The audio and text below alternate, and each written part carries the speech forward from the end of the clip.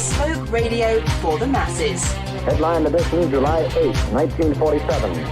The Army Air Forces has announced that a flying disc has been found and is now in the possession of the Army. If the game is rigged, change the game. Game changer. I occasionally think how quickly our differences worldwide would vanish if we were facing an alien threat from outside this world. This is Fade to Black with your host, Jimmy Church, on the Game Changer Radio Network and KGRA, the Global Radio Alliance.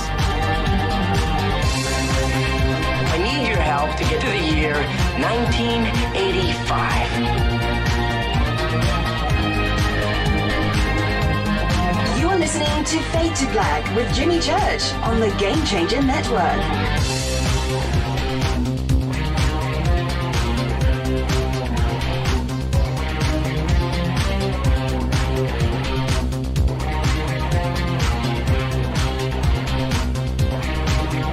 All right, good evening, man, oh man.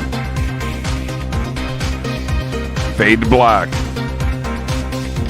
bespoke radio for the masses.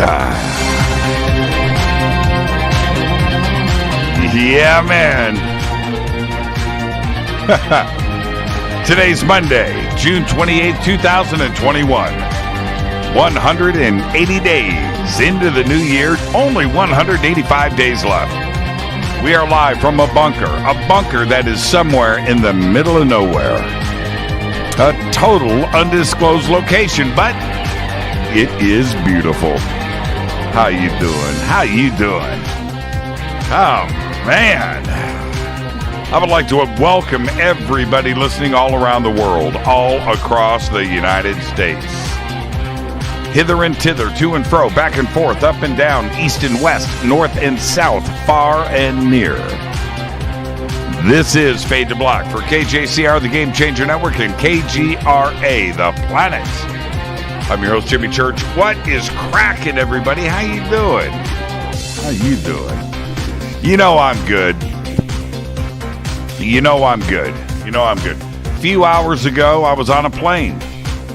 Unbelievable weekend. We'll talk about all of that in just a minute. I feel pretty good. I mean, I feel pretty good. Little loopy, no sleep, no sleep. That jet lag is real. I couldn't sleep in. I was going to bed late and out there in Indy for 2 days and 3 days, 2 days, 2 days, 3 nights, something like that. It's 3 hours of sleep. And, oh, man. All right, but it's all good. It's all good. I slept on the plane a little bit. All right, but I'm back, and now look, we all know what went down last Thursday, which was the 24th, anticipating the UAPTF report. And then Friday morning, checking, everybody was checking, and I'm looking. And then I get a little insider information that said, reports coming out within the hour. I said, okay. So I said, permission to tweet. Yes. Boom. I tweeted that out. And I immediately called John Greenewald, and then I called Richard Dolan. Maybe Dolan was first. I don't know, but I called them both from the car. And I had got an email from Linda. She was asking me, what do I know? And so I let but we were excited. And then I get to the airport, and I'm at the gate, and the report gets released. And now I'm boarding the plane, and I'm trying to get to the report, and I'm starting to read it, and boom, cell service cut off, and that's what they do when they fire up those engines. That was it. So I had to wait 6 hours until I landed in Detroit, and then I only had about 10 minutes to go from one plane to the other, and I wanted to read the report like all of you, and I got like a paragraph in, like page 2, whatever. Then that got cut off. I had to wait until I landed in Indy. And, now I'm with my family and things. All of this, you guys got to read the report. I was traveling, and I couldn't get to it. It was so frustrating. Finally, I get to my parents' house, and now I've got to say hello to everybody and sit down and relax. And I'm looking at my phone. I'm like, the report. What do you know? Man. Oh, it was not fair. It was not fair. So finally, I made it up to my bedroom and was able to read the report. And yes, you saw the tweets that, so immediately I thought about this week on the show and what we were going to do. It's such an important week. So I called John and said, John, I need you on Monday. I know it's busy, man. He said, no, let's do this.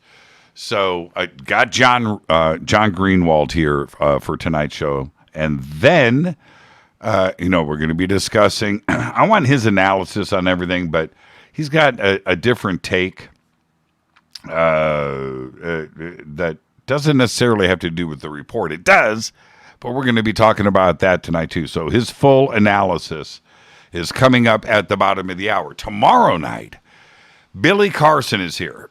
And Billy is here.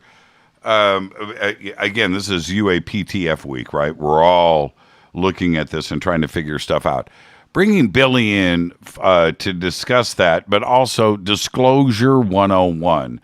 And we're going to have our big online conference on July 17th, which is just in a couple of weeks now.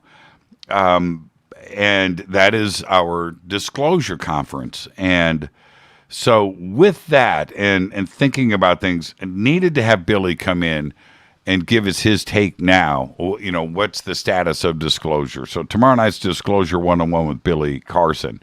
Wednesday night, Ruben Langdon returns. Now, Ruben's back to discuss the new season of Interview with Ed, and which is sensational. But Ruben was also the producer of the original Press Club event.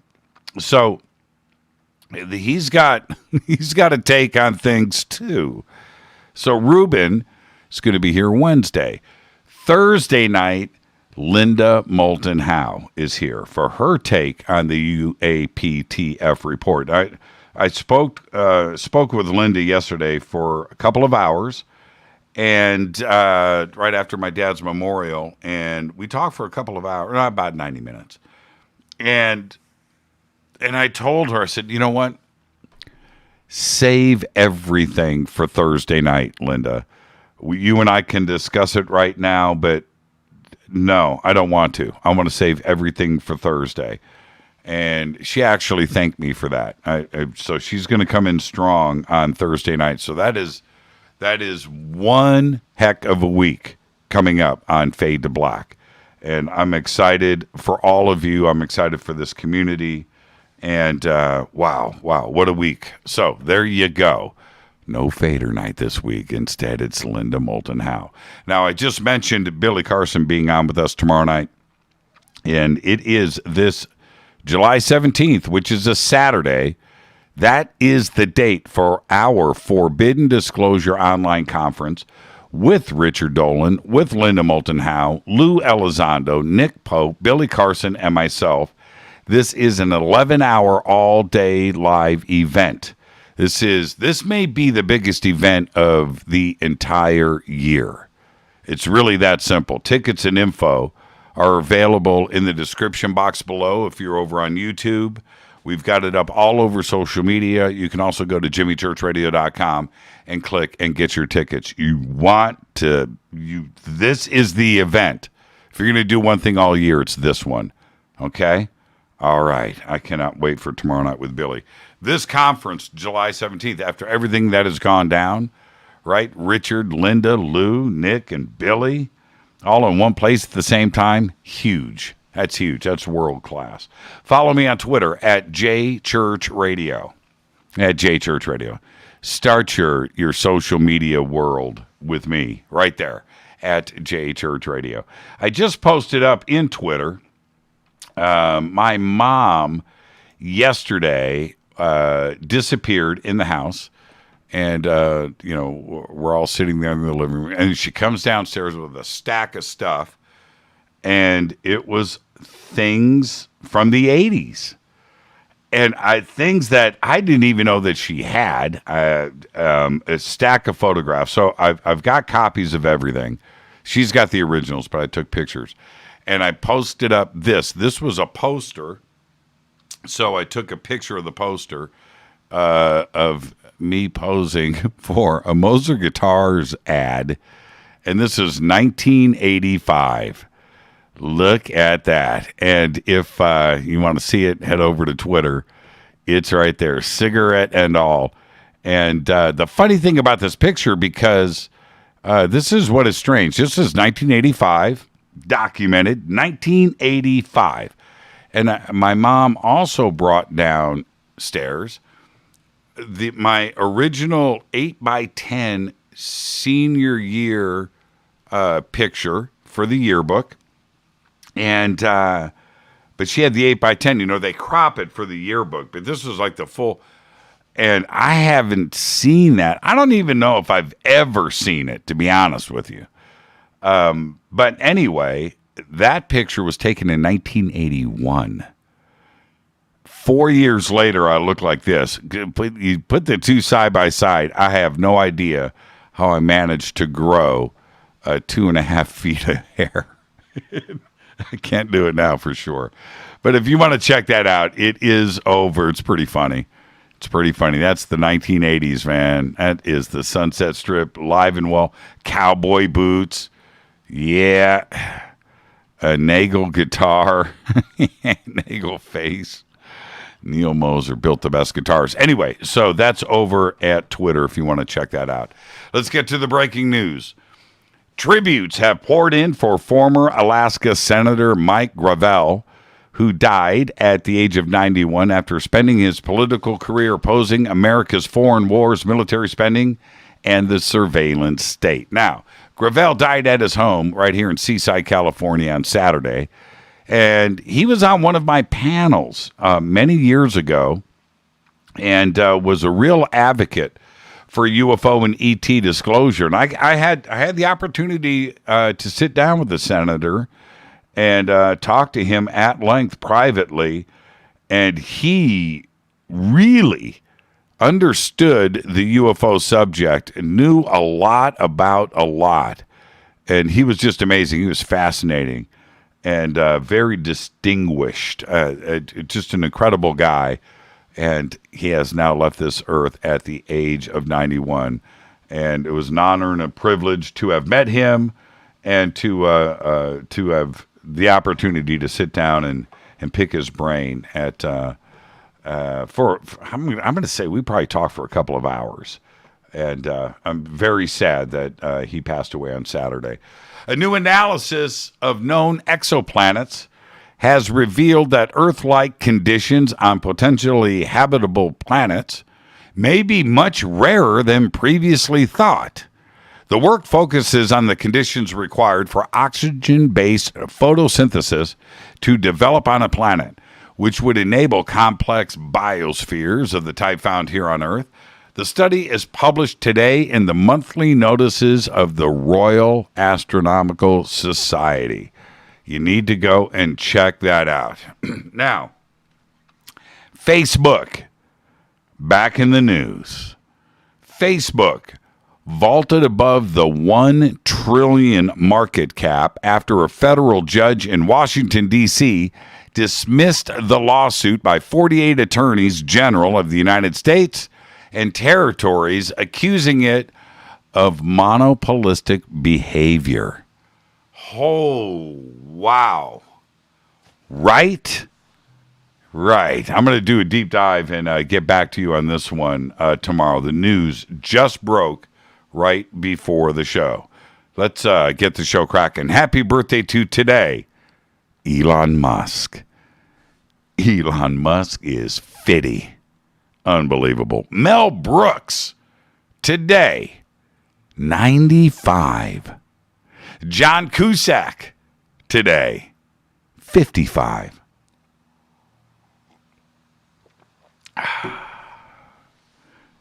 Our dead guy's birthday today is Patrick Morita. 1932 to 2005, died at the age of 74. Patrick was known for his roles. He's a funny dude. That was a funny man. His roles, I mean, it's crazy when you think about it. Arnold Takahashi on Happy Days. Mr. Miyagi in The Karate Kid. Captain Sam Pack on MASH. Do you remember that? I do. Ah Chu in Sanford and Son. Politically incorrect. Mike Wu in The Mystery Files of Shelby Wu. Remember that? And the Emperor of China in Mulan and Mulan 2. Patrick died of kidney failure on November 24, 2005 at his home in Las Vegas, Nevada at the age of 73. Happy birthday, Patrick. On this day in history, OTD 1997, Mike Tyson bites Evander Holyfield's ear. Chews it up, swallows it. In the third round of their heavyweight rematch, I saw that live. I was with Doug Aldrich. We were over at we were at Chris Frazier's house, the drummer, his apartment in Hollywood. We went there for the pay-per-view. I think Keith St. John was there. Everybody from Doug's band was there. And we saw that live. That's all I'm going to say. That was a strange night. Fader fact. There is such a thing as a yellow watermelon. And it tastes exactly like pink watermelon, but it's yellow. And that is your Fader fact. Tonight, very special guest, John Greenewald. John Greenewald of the Black Vault. He is here with his analysis of the UAPTF report. Tomorrow night, Billy Carson joins us for Disclosure 101. Wednesday night, Ruben Langdon returns for the Season 2 of Interview with Ed, E.D., Extra Dimensional. And, of course, we're going to be talking about disclosure in the UAPTF as well. Thursday night, Linda Moulton Howe is here for her take on the UAPTF report. Big week on the show. It's been a big week for all of us in this community. So, there you go. All right, let me hit this River Moon coffee. Oh, man.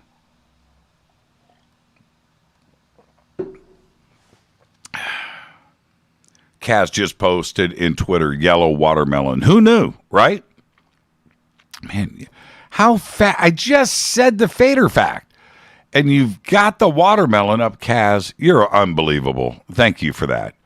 That is really, really cool. Yeah, yellow watermelon. Who knew?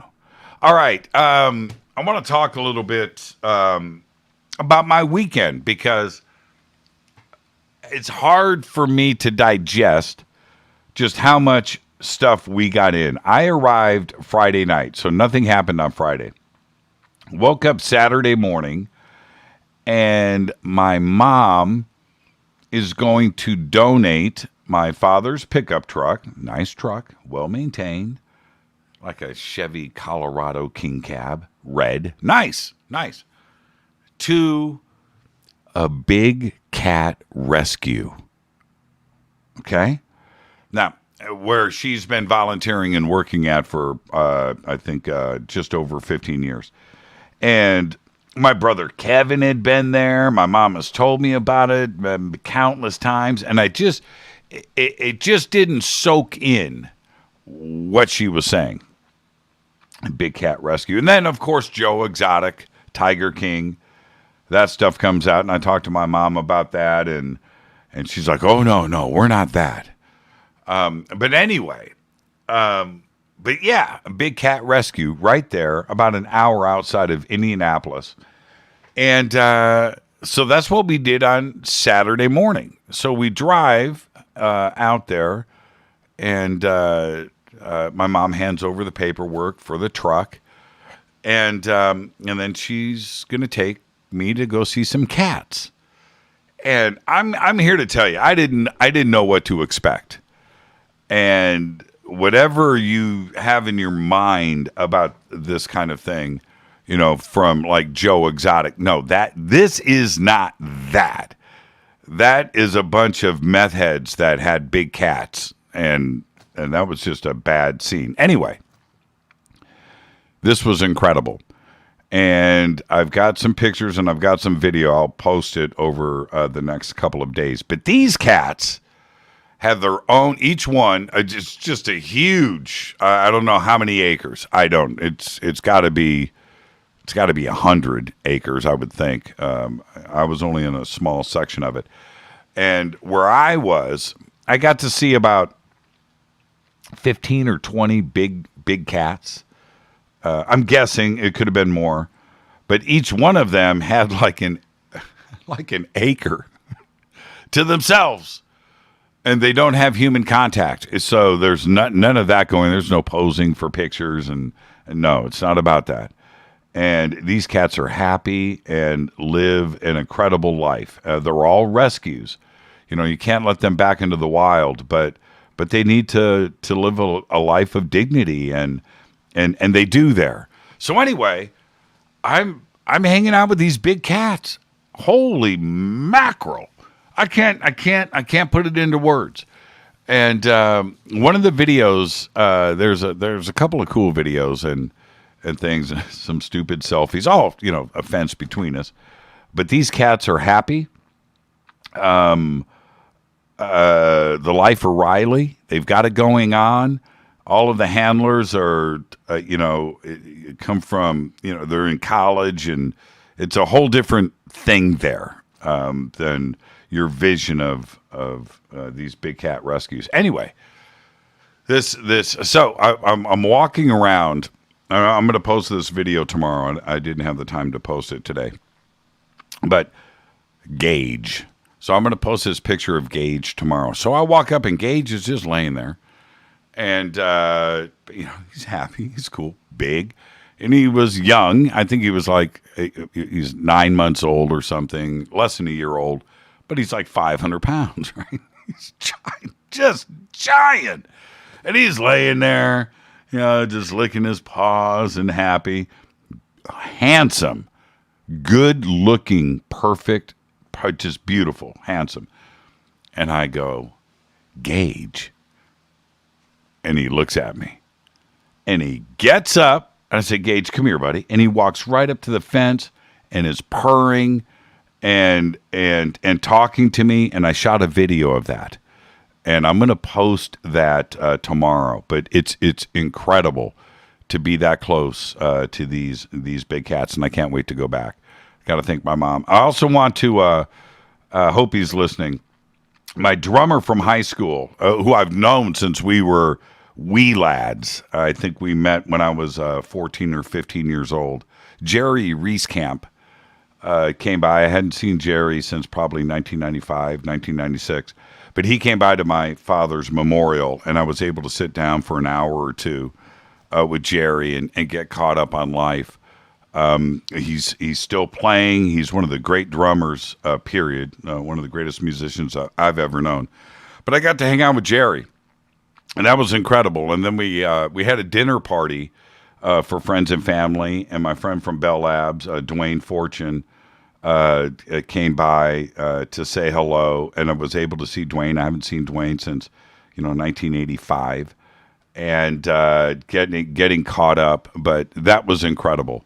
And we had a really great dinner party, and everybody, I can't name everybody that was there, but you know who you are. And it was just special to get everybody together. It was family and friends and my mom, and wow. And everybody that was there, most of us haven't seen each other in many, many, many years.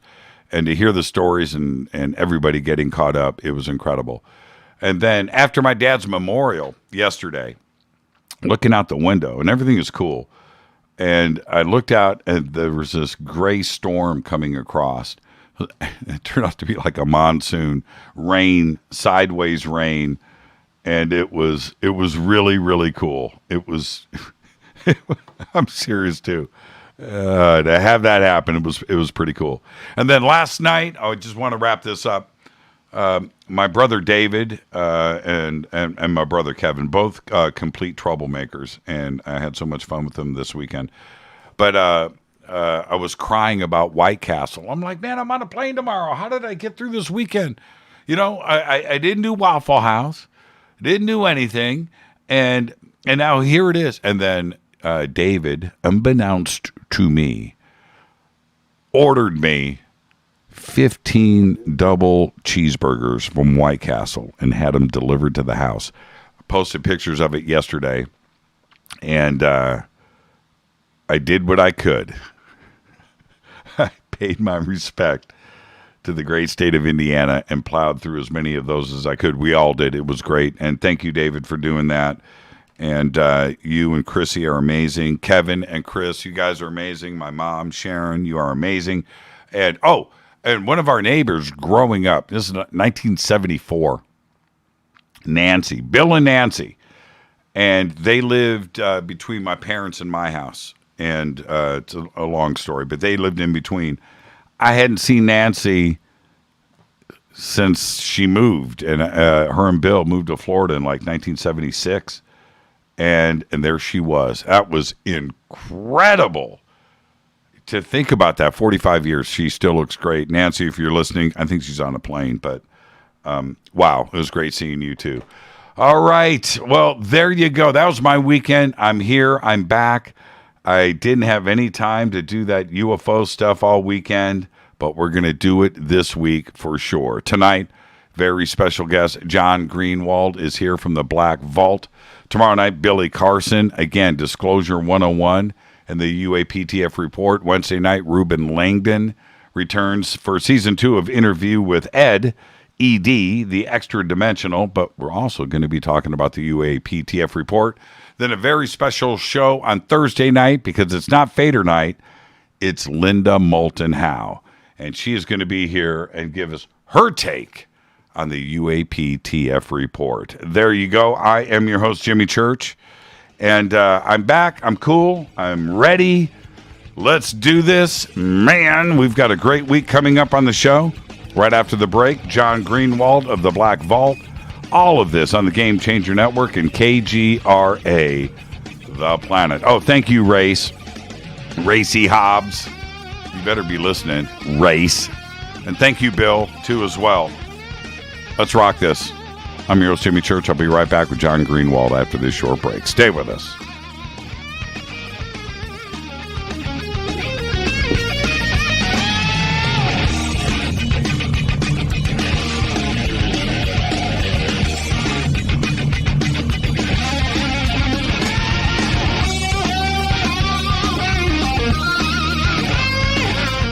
This is Nicole Church, daughter of you-know-who, and you're listening to Fade to Black on JimmyChurchRadio.com and the Game Changer Network. You're listening to Jimmy Church, Fade to Black. Fade to Black will now pause for alien identification. The station that talks the net. KGRA Radio. Introducing the Game Changer blend from River Moon Coffee that delivers a customized blend made specifically for the Fadernauts. If the game is rigged, change the game. It's a bolder cup with some bite. Game Changer is the coffee of choice for those that prefer an organic dark roast that is slightly lighter and milder, but it's still dark. With wild notes of pecans and chocolate with a rich, balanced, full-bodied cup that is roasted to perfection for a great coffee to start your day, as an after-dinner coffee or anywhere in between. artisan, small batch roasted to perfection. USDA certified organic, all River Moon coffee is freshly roasted and packaged in the USA. Just go to rivermooncoffee.com or click on the banners over on our site and use the promo code F2BBLEND for 15% off of your order today. rivermooncoffee.com. This is the only way forward. This is Fade to Black.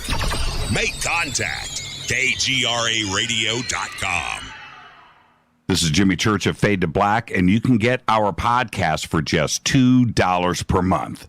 All you have to do is click on the podcast banner over at jimmychurchradio.com. Hi, folks.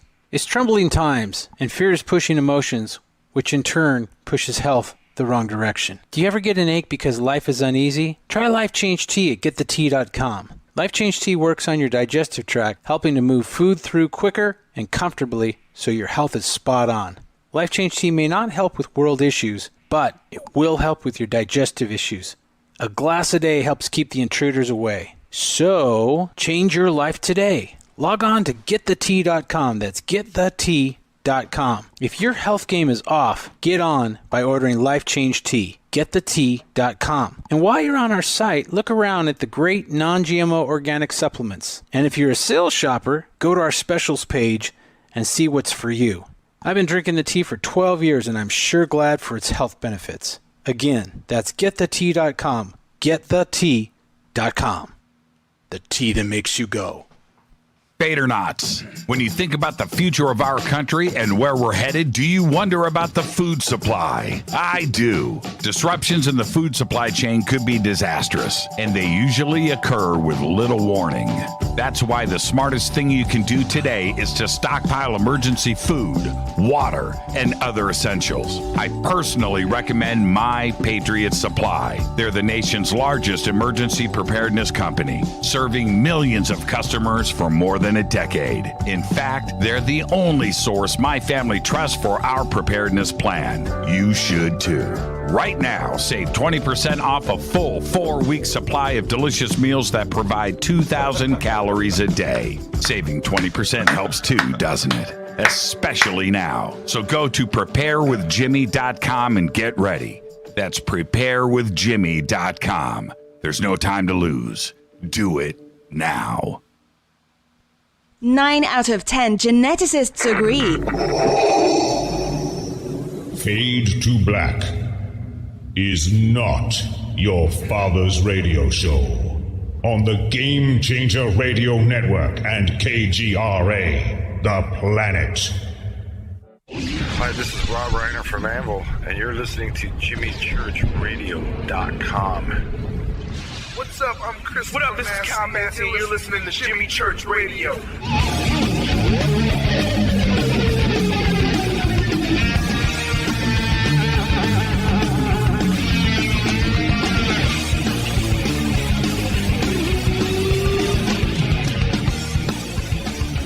Welcome back, Fade to Black. I am your host, Jimmy Church.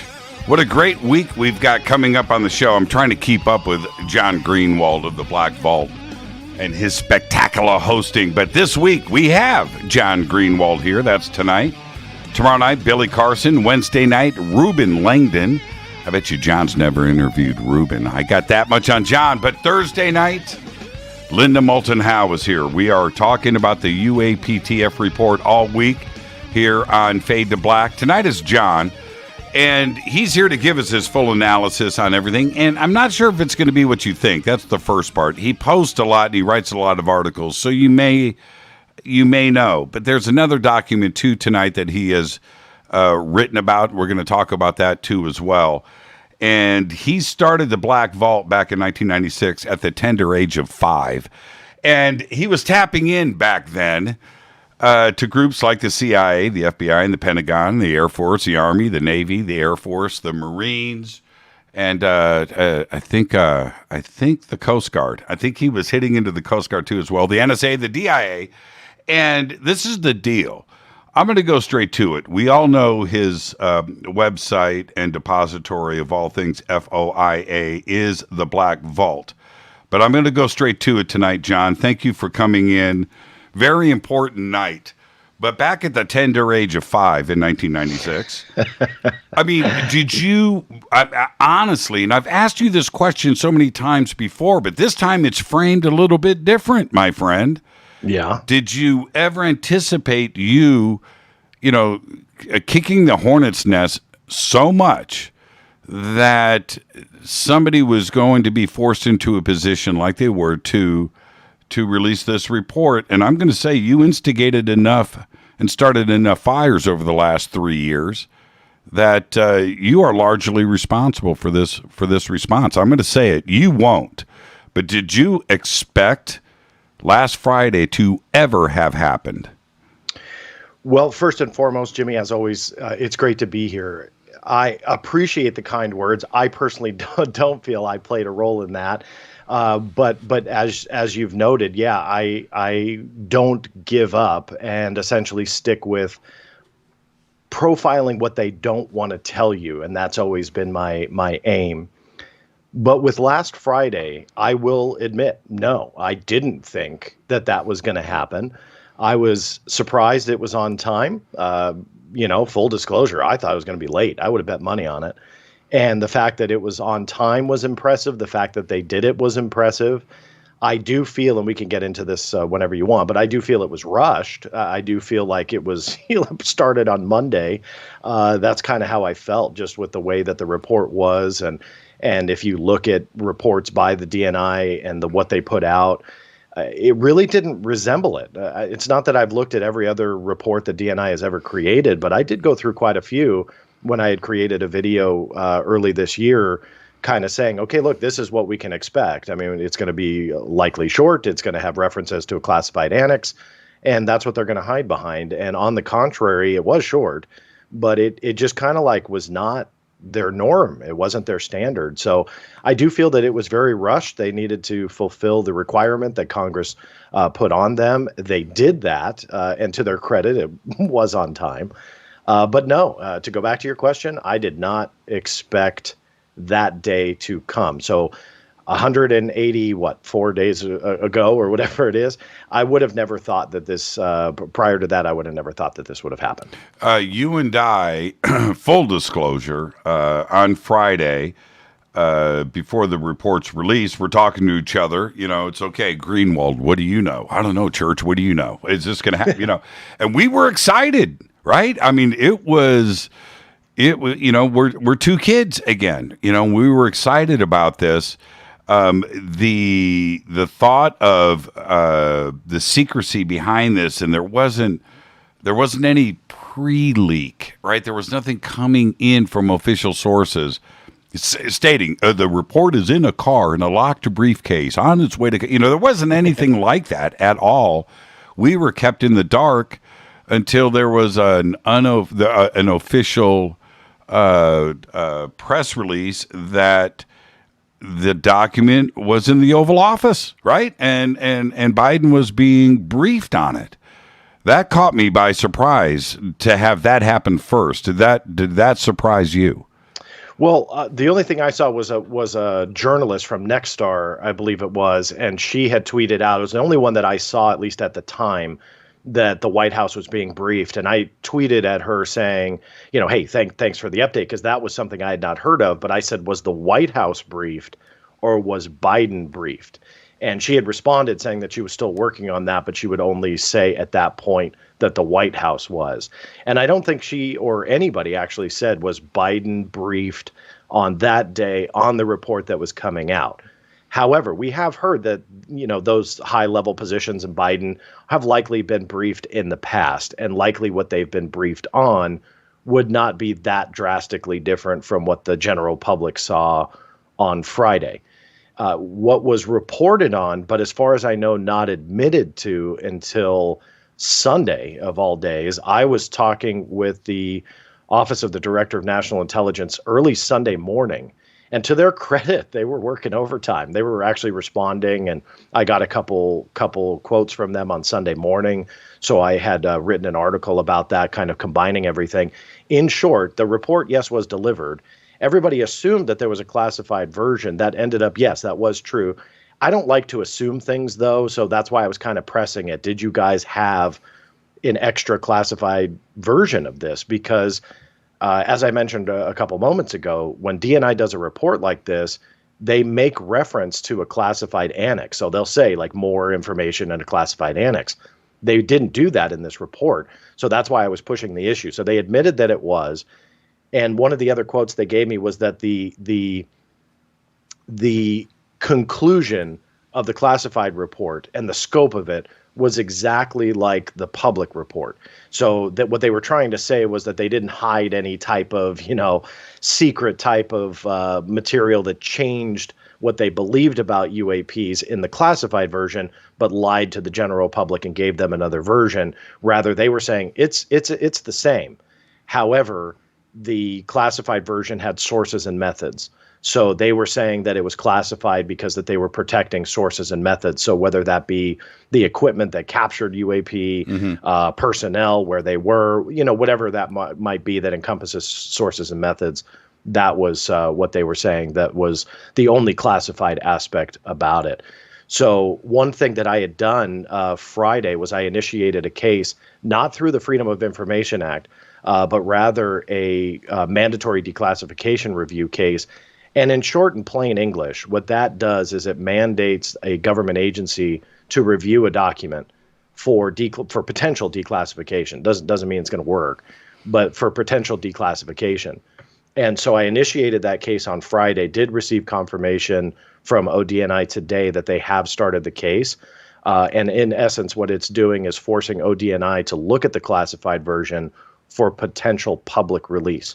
So to do that through MDR versus FOIA, it gives a little bit of a different tactic on my end to get it reviewed and to get at least some of it released. So that was kind of the development through the weekend of confirming that it's definitely there, initiating a case. Now the case is going, and we'll see where we end up. So that was your little teaser over the weekend, right? On Monday, unleash hell, right? Well, actually, no. Actually, you've got more. You've got more. Oh, I will say this: there are over 45 FOIA requests I've already filed based on that report. Okay. So through about 14 different agencies, ish, give or take. So what I did was, I read it a few times. I did the video. And then you dissect every word. I mean, you look at every single thing that they put out there, right? And you utilize that as a piece of the puzzle. It's essentially a chess piece that you can utilize. And so I love playing chess and grew up playing chess with my dad and grandfather. That's literally how I approach researching and investigating government secrets. It is a game. It is a strategic game, and every document you get is a piece on a chessboard, and that's what I go for. And so I took that report and just went through it with a fine-tooth comb and seeing where I end up. And those 45 plus cases, that's actually more than that, but those 45 plus cases, it's not guaranteed to come up with a gold nugget in each and every one, but essentially you try and get as many pieces of the puzzle as you can to essentially create more cases and more annoyance to the general population of the U.S. government. They've got a John Greenewald poster there, man. It darts. With holes in it. Yeah, your face is gone. Right? It's gone. I want your reaction and honestly, your take on the positive. Were you disappointed? Were you happy? What was your reaction after your first read through of the report? Forget about the public. We'll get to that in a second. What was your reaction? So my reaction when I first opened it, I laughed because I saw the length of it, and the length was obviously very, very small. And I knew immediately there was not going to be a ton of information in it. I was hoping for a 20-page threshold, and anything above that would have been golden, maybe 18. And it was half of what I thought, meaning lengthwise. 2 pages of which were kind of useless. The Appendix A was, 4 terms or whatever it was. And then Appendix B was, essentially a rehash of what the Senate was requesting from them and how they were requesting it. So right off the bat, you can just take those pages out. And the cover page. And the cover page, right. Yeah, so you're dwindling down to like, a tweet, essentially is what we had to deal with. But you look at it and yeah, my first reaction was being let down. Read through it and I was like, oh, this is kind of cool. And then no, it's actually not. And then there was a couple other nuggets that we'll get into. But that first read through, very let down. Second read through, I went, okay, let me take a deep breath for a minute here, digest this. Yeah, okay, I can work with this. Because for me, again, it's that puzzle. And I think that if anybody went into this thinking that they were going to complete a puzzle for us and wrap it in a nice cover page and go, here you go, compliments of the UAPTF, that was a long shot. What I really thought was going to be in it was debunking, but with visuals, and some of the leaked information that's come out in the last couple of months. I thought I'd see that. I thought we would see like, hey, this is a balloon or this is a whatever it might be, and see some debunking with those nuggets sprinkled in between. Meaning they debunk a lot of it, but then they kind of give that, well, but there are these other cases that we don't know. Right. And on the contrary, there was no visuals whatsoever, no case references whatsoever. Thankfully, there were references to reports. And so that, again, you just look for those types of keywords. So that was good. But I was, again, let down at the lack of specifics, which I did think we'd see at least a little of within the report. Yeah, there was only actually one specific, and we'll get back to that, which was a debunking, actually. Right. We'll get back to that. Now, let's talk about the public's reaction to this. What did you make of that? No, you know what? I'm not going to put words in your mouth. I'm not going to do a leading question. What did you think of the public's reaction? It doesn't surprise me that the majority of people that I've seen posting are let down, and more let down than me. I'll make some jokes, but I do believe that there's positive nuggets. I think that the general public truly wanted that wrapped gift on Christmas morning that was going to blow the lid wide open on UFOs. And one thing that I've said for quite some time now is that, of course, I was optimistic and hopeful, but in the same respect, I was realistic. And it is provable beyond any shadow of a doubt with verifiable evidence that I've received straight from the U.S. government that anyone can verify. This is one of the most easily proven cover-ups that's there, right? If we thought that after 70 plus years, they were just going to miraculously go, all right, Jimmy Church, here you go. Here's everything that we have. Here's some videos. Here's some photos. Here's some admissions that we've been lying to you. And we put a cookie on top of it. And the likelihood of that was nil. I mean, they're just not going to do it because they've kept the lid on this for so long. What they had to do was at least peel it back a little.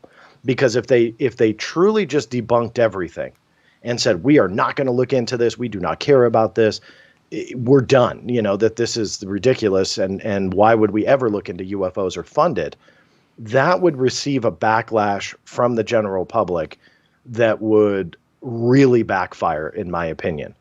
Because contrary to the late 1960s, we have the power of social media, social networking, and the power of the people. I mean, not to sound cheesy about it, but voices are very powerful when it comes to online campaigns to get stuff done. So when people really put their mind to it, they can do it. So they were in a pickle. They were in a conundrum. They could either debunk the whole thing and say it's ridiculous, or play a little bit stupid, essentially. Leave it open-ended that they needed more money, needed more funding, but they were looking at it and taking it seriously. And it's a gamble. We'll see how it plays out. I'm not convinced that this is not Condon 2.0, meaning that they're going to come out with some other report and then lay the bomb to say, we don't care. We've looked at this. We now have better instrumentation. We've now spent the money to upgrade everything, and we feel confident that this is nothing. Or this will go on for years, and they will continue the company line that it's all classified and they don't want to talk about it, but they're looking into it, because that will essentially shut the public up. Now we don't have anything to say where, how can you guys not take UFOs seriously? Well, now they can say that and they keep the lid of secrecy on anyway. So it's like the general public feels they won, but in the end, they have absolutely nothing, So I think that's a challenge. Yeah, I think the overarching response in social media, I didn't read everything, but certainly the majority of it was pointing out exactly what you're saying. The public is not stupid. We don't know anything, but we need more funding. Yeah. We don't know anything, but we need, and the general public picked up on that. Yeah. They really did. And I'm not so sure if that's a successful, tact. I don't think if you're going to attack, I should say, like a sailboat, you're going to change direction and you're going to test the waters with this. Well, I don't think the general public, the reaction wasn't like, yeah, let's give them more funding so we can do this, right? They don't know anything, so let's help them. No, I think they were pretty upset about it. That's the way that I was reading into the reactions. I think one aspect of the report that for me was the most interesting and really touched on the national security challenge of all of this is that we just now have the DOD going on the record saying that the U.S. military is inadequate to report, track, and understand whatever these objects are that are flying in and around military training exercises and facilities. Mm-hmm. Everybody was stuck on UAPs and UFOs and technological breakthroughs and so on and so forth. But for me, my focus became how potentially challenging for them is this going to be, or is this part of a game? Meaning they've admitted they're inadequate. And it's not every day that the DOD goes on the record and says we're inadequate. Mm-hmm. We are unable to do this. And if they went on the record with this report and they said 100% of what we looked at essentially just had lack of information, we feel that we can identify everything. If they did that, that would, again, create that public backlash. So that's where I talk about the conundrum and the pickle, where they had to admit the reality that they can't identify everything and that there is this percentage of a potential threat. And people don't like the threat word, which I still really don't grasp why. It is a potential threat. And the U.S. military has now admitted that that potential threat is essentially unheeded. It's unchallenged. It's something that they don't quite understand. And to understand it, they do need that money. So is that a part of the game where they're just doing this and playing the charades that, oh yeah, we're stupid, give us more money and we'll understand it? Is that part of the effort? Or are they being honest, saying, look, we're behind here. We are unable to fully grasp whatever this phenomena is because we don't have the technology to understand it. And so either way you slice it or dice it, they're going to need to throw money at this now because that report paved the way for it. And that small percentage of cases, and albeit small according to them, that showed advanced technology, essentially intelligence, and what they called signature management. And I think that that's just obviously a fancy way of either a stealth technology or something like that, that you create a signature on a radar, and if you can manage that, that is a militaristic advantage. Mm-hmm. So they're making obvious callbacks to something that they're seeing, which is that potential threat that they cannot combat at this point. And I think that that's what's going to get them the more funding. And hey, if that's what it takes to create the route to the next level and understanding more about UAPs, and hopefully we'll get some transparency along the way, I would consider that a win. As much as the report was a letdown, we're starting to see movement on them doing that.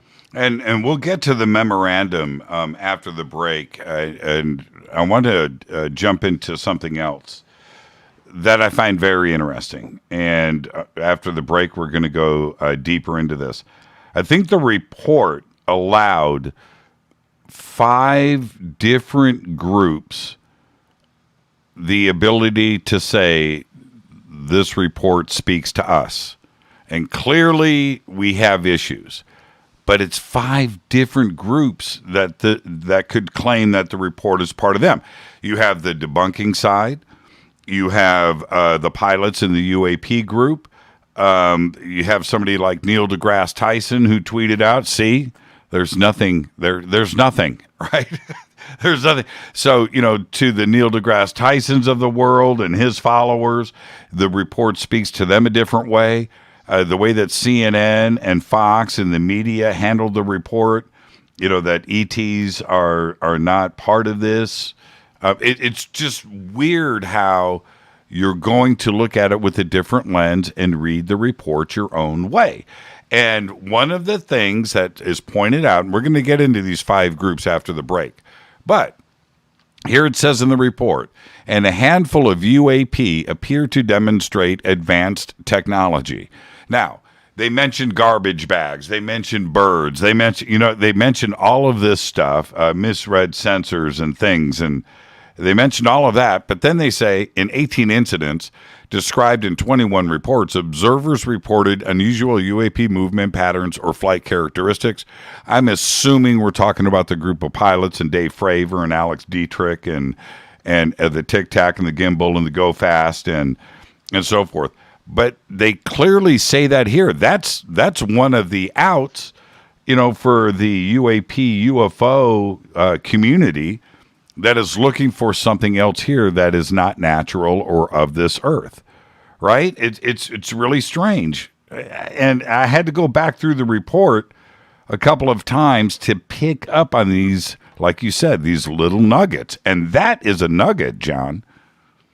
That's one of the biggest nuggets. It's all about page 5, to be honest with you. But those 18 incidents, if we want to count the Gimbal, the Go Fast, and the Nimitz encounter with the FLIR video, we know for a fact that those are considered UAP, that those are unidentified to the U.S. military. So that still leaves 15 other incidents that we don't know about, that they've seen where this advanced technology is being demonstrated. And that to me is key, that some people, and this is what was disheartening about it, some people reacted to, it's that small of a number, who cares? It doesn't matter how small of a number it is. It matters that they're there at all. You can't discount the whole thing just because there's only a handful. We know that the majority of UAP and UFO cases are easily explainable. We know that just from experience of eyewitnesses from the general public. So the military is not going to be really all that much different. So that to me really resonated, that there is something still going on. And obviously they made reference, I know you're coming up to a break, but they obviously made reference to a fact that they are essentially not being reported. They talked about the stigma. They talked about the reluctance to pilots actually, submitting their reports. And they essentially talked about the lack of knowledge to report this. That there wasn't, especially with the Air Force, not until last year, that there was really no protocol to do that. Now, again, I know you're coming up on a break, but I think that all plays a role in why that number is small. And when you expand the technology, expand the requirement, and expand the mandate to pilots and military personnel to report, I think you're going to see that number go much, much higher in the coming months and years. Yeah, let's take our break right here. The line in here, or move at considerable speed without discernible means of propulsion. That's a pretty interesting line to have in this report, and I understand the disappointment with everybody. I do. You need to just go back and really take a look at it. But then there's the other stuff where they definitely poo-poo on a lot of things. And we're going to get into all of that right after this short break. Our guest tonight, John Greenewald of the Black Vault. We're doing a full analysis of the UAPTF report that was released to the Senate Intelligence Committee this past Friday. Stay with us.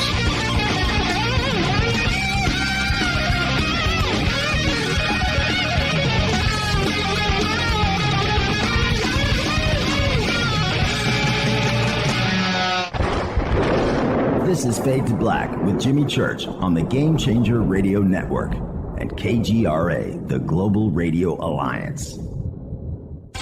This is KGRA Digital Broadcasting Station, Salt Lake City, Utah, Van Buren, Arkansas. This is Billy Carson with ForbiddenKnowledge.tv. Forbidden Knowledge TV has just reached its 1-year anniversary. That's right, 1 year. And as a show of appreciation, we are giving all new subscribers a free 30-day trial of forbiddenknowledge.tv. That's 30 days to binge watch thousands of movies, documentaries, conferences, workshops, lectures, yoga classes, meditation courses, and so much more. So log on to forbiddenknowledge.tv from your computer or mobile device, or get the Forbidden Knowledge TV app on Apple TV, Roku, Amazon, iTunes, or Google Play today and use coupon code 30daysfree. That's coupon code 30 days free on forbiddenknowledge.tv today. Because you never got that pony you always wanted. Damn it. Jimmy Church and Fade to Black on the Game Changer Network. KGRADB.com. Listen, I know, and you know, that you've always wanted your first crystal skull. Or maybe you're a collector just like me, but you just don't know where to go to find the real thing. Then I met Carolyn Ford over at EinsteinTheCrystalSkull.com. Carolyn is the guardian of Einstein, one of the most respected ancient crystal skulls in the world. All of her unique skulls have been imprinted sitting with Einstein in his sacred lodge and are carved from the finest gemstone and materials. Imprinting is the process of receiving the ancient wisdom from the master skull or master computer. Einstein, the ancient crystal skull. To see Carolyn's current collection of crystal skulls, just visit her store at EinsteinTheCrystalSkull.com or click on the banner over on our site. Don't forget to use the promo code Jimmy at checkout to receive 10% off of your order today. That's promo code Jimmy. Finding your first or next crystal skull is easy. Just visit EinsteinTheCrystalSkull.com. When you take the beans from Central America with dashes of Indonesian and African mixed in and then roasted to the dark side of Fade to Black, you create the ultimate brew of fringe. Introducing the Fade to Black blend from Rivermoon Coffee. Yes, Rivermoon's darkest customized roast was created for the love of Fade to Black.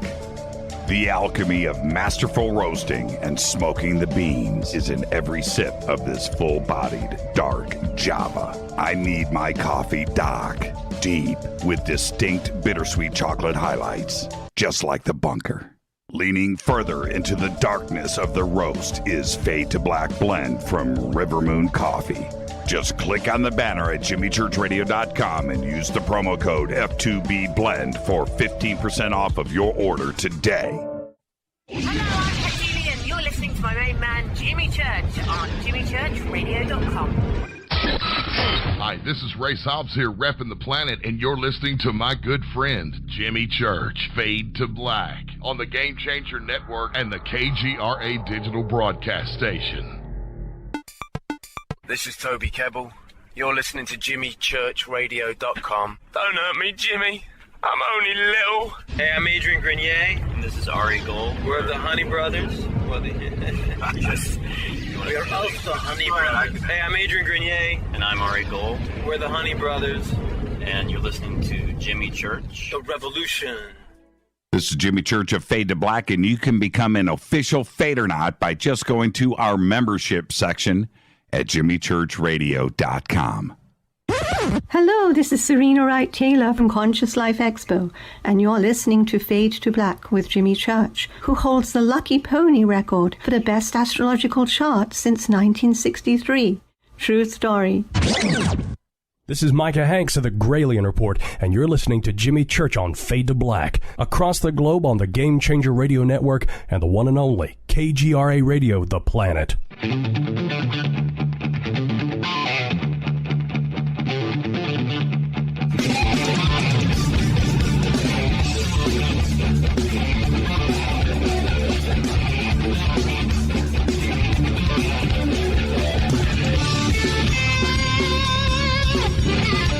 Welcome back, Fade to Black. I am your host, Jimmy Church. Tonight, John Greenewald is here. All of his excellent articles that he started posting Thursday and Friday on the UAPTF you can go and check out at theblackvault.com. And, of course, if you haven't been there, the links are over at jimmychurchradio.com. You can also follow John at blackvaultcom. I think that's right, on Twitter. Yeah, that's right, blackvaultcom. Yep. Yeah, you got it. All right. Now, I had mentioned before the break, and I want to get into this. I think this is back to page 5, and I agree with you. Page 5 was stunning, but not. I think you and I part ways here on the road onto why it's stunning.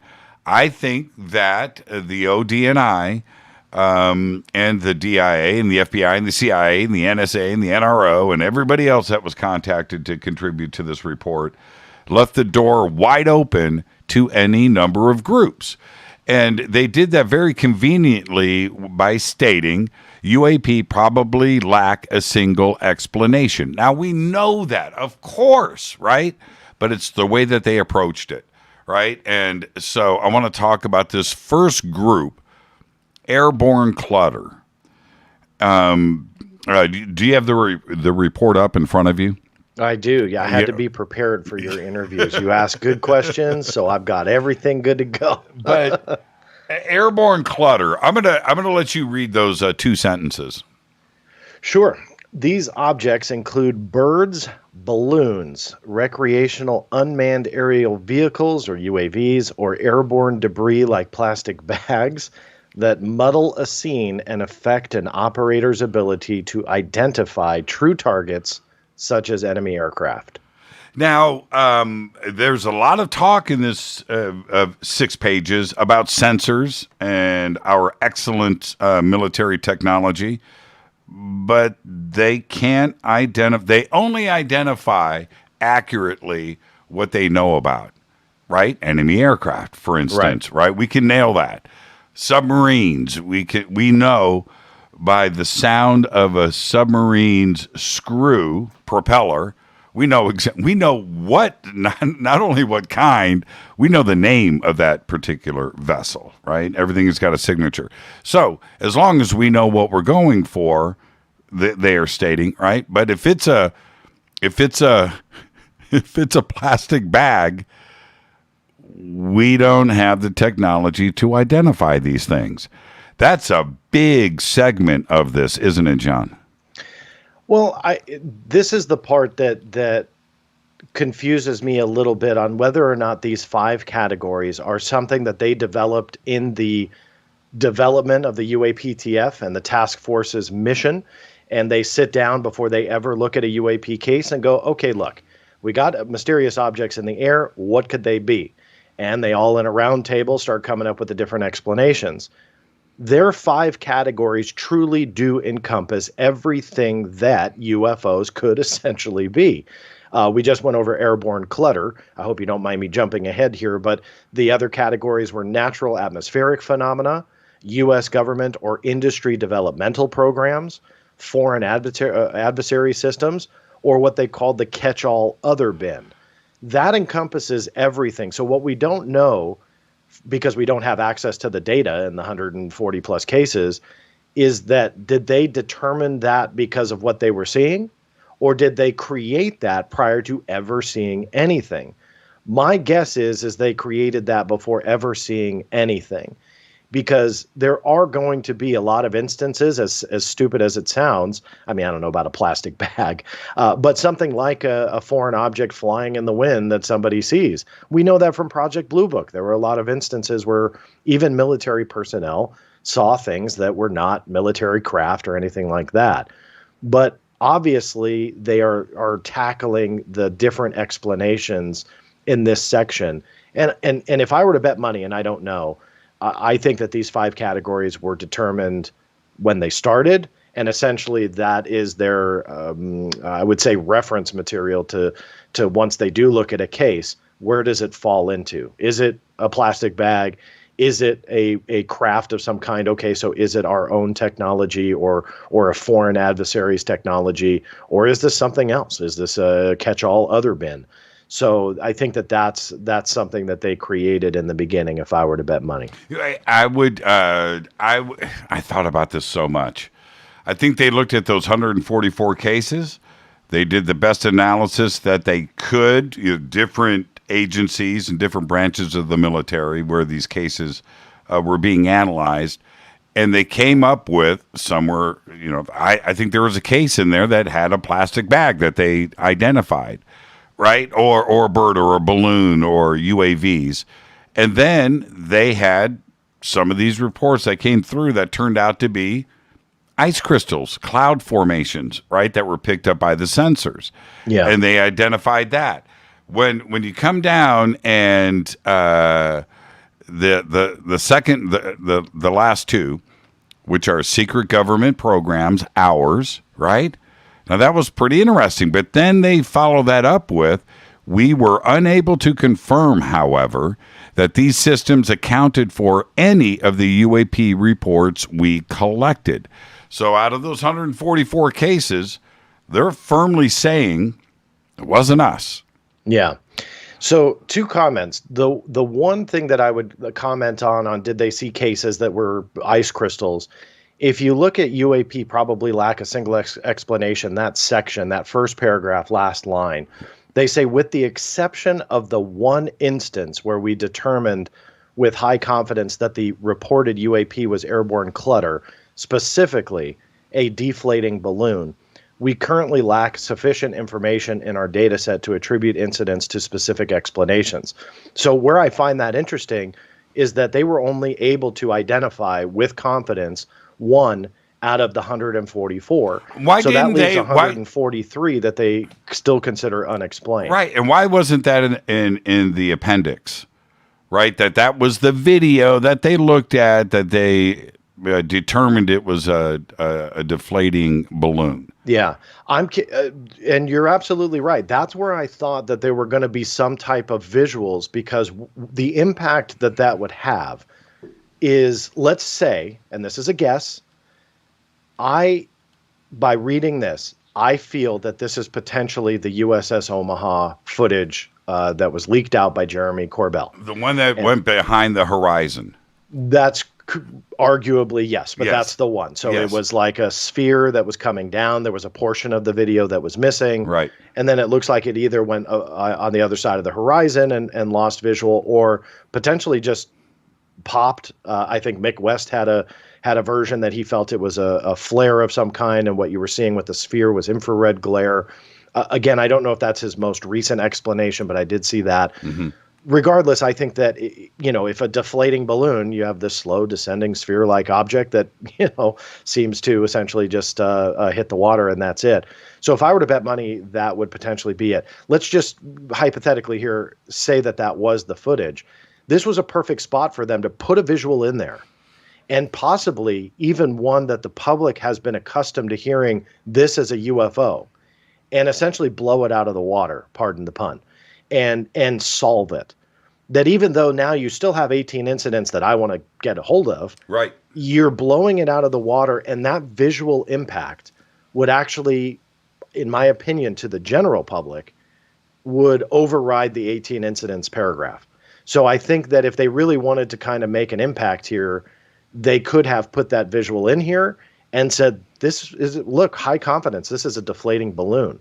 Now, I don't have a certainty that it's the USS Omaha footage, but regardless, if there was something in there, that was a missed opportunity if they really wanted to. Not that I want to give them advice. Let me interrupt myself.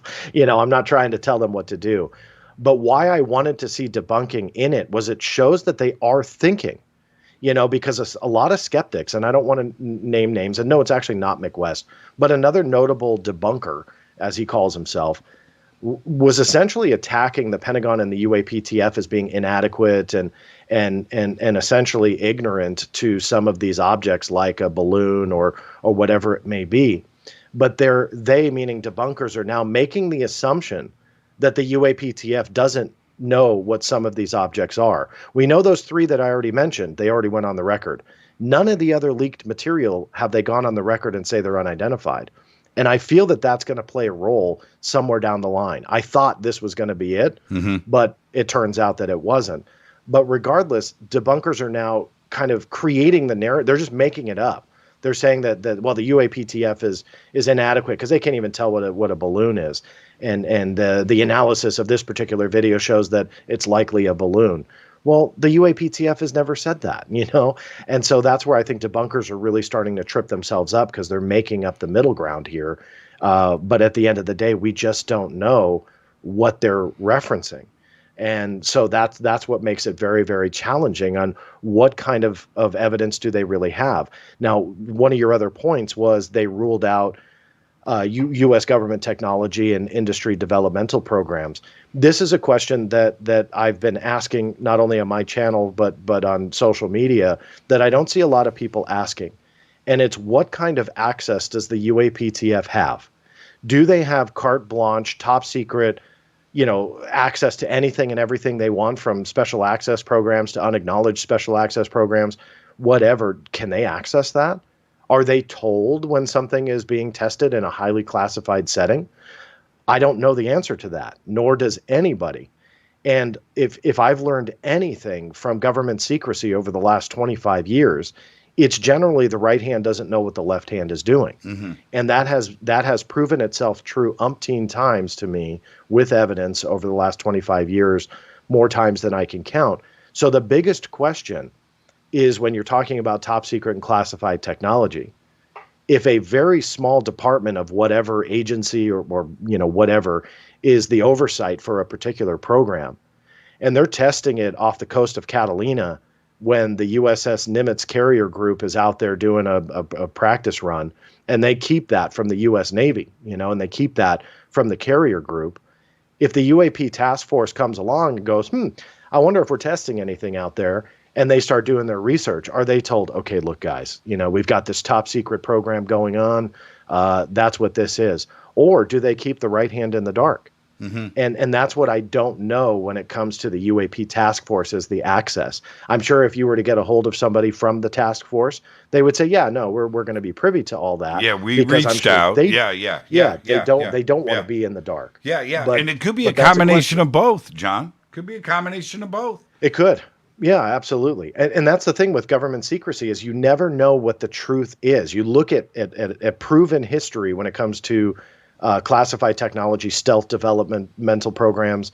Look at the B-2 stealth bomber. You look at all those aircraft, even spy satellites, so other types of technology. We've had stuff in operation for literally decades before the government or the military admits that it's actually there. We've had full underground facilities like Greenbrier in full operation for years underneath a four-star, five-star, whatever it is, resort, and in full operation in plain sight, and the government wasn't acknowledging it. My whole point is if they want to keep a secret, they absolutely can, and they'll lie through their teeth all along.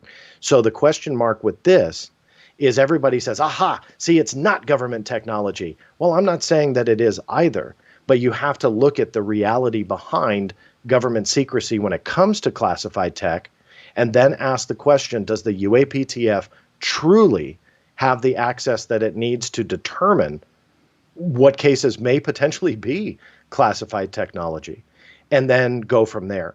So that data set that they're referencing is potentially scientifically flawed. They don't have the right access. They don't have the amount of information they should be getting. They don't have the proper protocols at this point set up. And so it is flawed from the get-go. So any conclusion they come up with from a scientific investigative standpoint, I believe, is flawed also. Well, and to support that argument and that position is there's one key word here, and I caught it. It's the word confirm, because they word it like this: we were unable to confirm. Right? It doesn't say we can say with 100% certainty it wasn't ours. No, that's not what it says. It says we were unable to confirm, however, that these systems accounted for any of the UAP reports we collected. That's what it says. It doesn't say the opposite of that, which is 100% it wasn't ours. We know this. No, that's not what the line says. But then the next statement is, again, confirmed and unconfirmed reports about the report before it came out and the position on foreign adversary systems is this line, which some UAP may be technologies deployed by China, Russia, and another nation or non-governmental entity. Well, they leave that wide open. Again, to that other group where they can say the report supports it could be Russia or China. It doesn't say that it's not. Correct. And the other aspect to all of this that some people don't like me bringing up, but I'll bring it up anyway, is the counterintelligence value to an opportunity like this. And I think that when you look at the UAP issue, yes, I do believe it's more than just government technology or foreign adversary.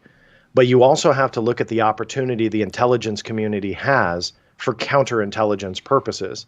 And that is put information out there that's not entirely true to confuse those enemies or potential, friends out there, but people that we don't want them to know all of our secrets anyway. Mm-hmm. Put stuff out there that's not entirely true and confuse the heck out of them, because you know that Russia was looking at this.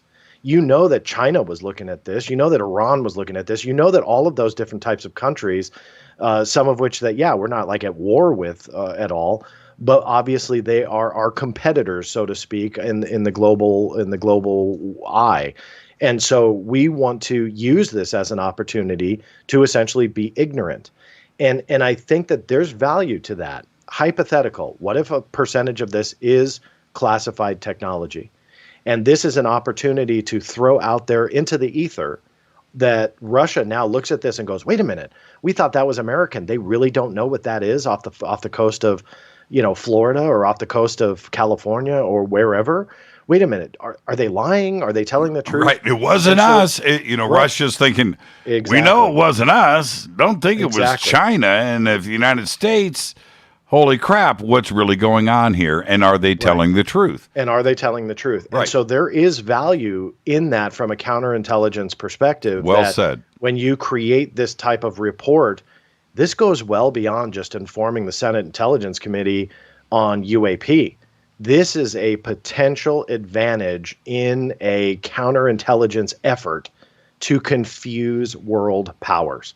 And you meaning collectively all of us, have to consider that when looking at a report like this, and you truly have to question every punctuation mark that's in this report, because you don't know what's real, what's not. And with the classified report, what other type of material are they putting in there to tell Congress potentially just that? Hey, look, we're using this a bit as a counterintelligence effort. Have to. We know what this is off the coast of California. Right. We can't talk about it yet. We know from history they've done that before. We didn't hear about the stealth helicopter used in the operation to get bin Laden until we needed to use it. And that was always denied. We never knew about that technology. You look at the Gulf War and the stealth technology, the stealth fighter that came out during that. So you look at history and you can prove that the military will plead ignorance and deny certain things that are reality because it suits their advantage. It plays into their advantage. And when the time is right, they play their chess piece, and the general public then becomes aware about the reality. So let me state for the record, I am not saying that everything is classified technology, but what I am saying just from history, they will use this to their advantage and take that opportunity from a counterintelligence standpoint and run with it. Now, the unclassified portion is now part of the public record. And I know that the UFO community feels, as they should, that it was written for them. This is for them, which is fine. It's written for everybody. It's part of the public record. And yes, foreign adversaries are reading this document too. It is there for their consumption. Now, going back to and we've got a break coming up. We've got 5 minutes. Back to my analysis in the beginning. They're looking at these 144 reports. They've got their spreadsheet. They're putting pins in the wall, and they're coming up with these answers. And then they have the other section, which we're going to talk about, and we'll follow up after the break. Is yes, it's a catch-all.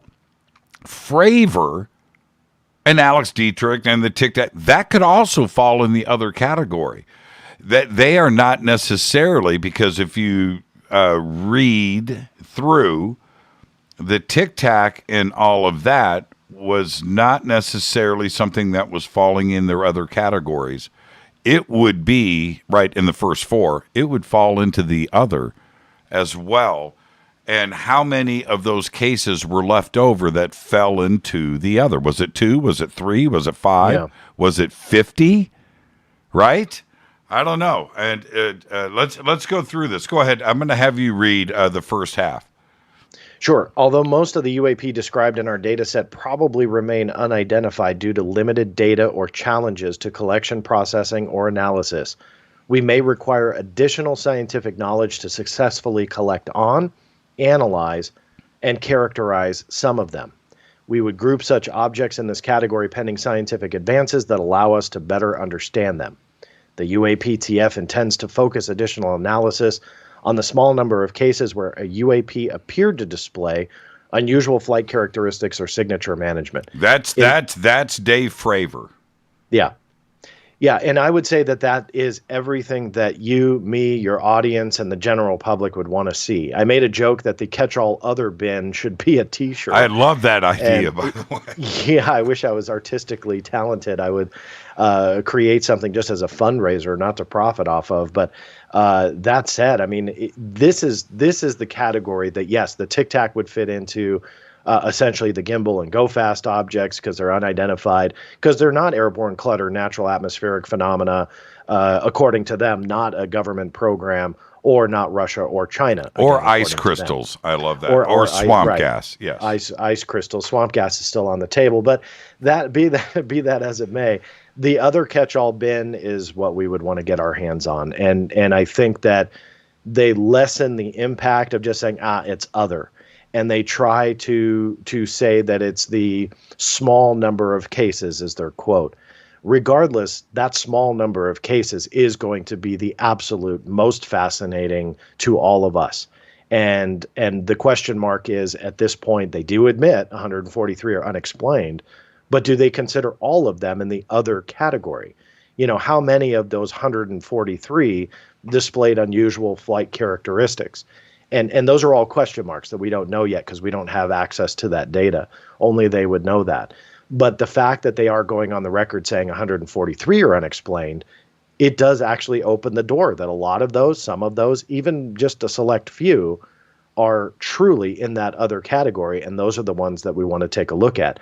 I would think that based on the report, before your break, I'll make this point quickly, that if they had the opportunity even to say in medium confidence, you know, they said in high confidence it was a deflating balloon on one of the other cases that they solved. If they had the opportunity in the room to say in medium confidence that we think the majority were airborne clutter, or the majority were some kind of atmospheric phenomena, ice crystals, swamp gas, whatever, if they had any inkling that they could get away with that, they would have. And for me, I think it's telling that they tried to put all these categories. They tried to get away with that, John. But they didn't. Right. That's the thing. Right, They tried to give the illusion that the majority were fitting into these other categories. Yet they didn't take any opportunity to say any of those 143 actually did. So that to me was very telling, because when you read the report and you look at it's lack of data and it could be ice crystals and it could be this or that, yet they didn't give any number to those other ones. They only had the one case that they could put on there. I know, or I feel anyway, not know, let me rephrase that. I feel that if they had 12 cases that were medium confidence, they were balloons or drones or UAVs from some kid that was flying them, you know, near a training exercise, they would say it. And the fact that they didn't say it was truly actually one of the more interesting aspects. I think I didn't realize it until like 3 times after reading it. Well, trying I to get did over too. my letting down. But I need to take a break right here, so let's get that in. But the word here is hypocritical. With a well-written report like this, I don't think that the ODNI realized that they were actually being hypocritical in such a well-written report. We'll come back to that after this short break. This is Fade to Black. Our guest tonight, John Greenewald. Stay with us.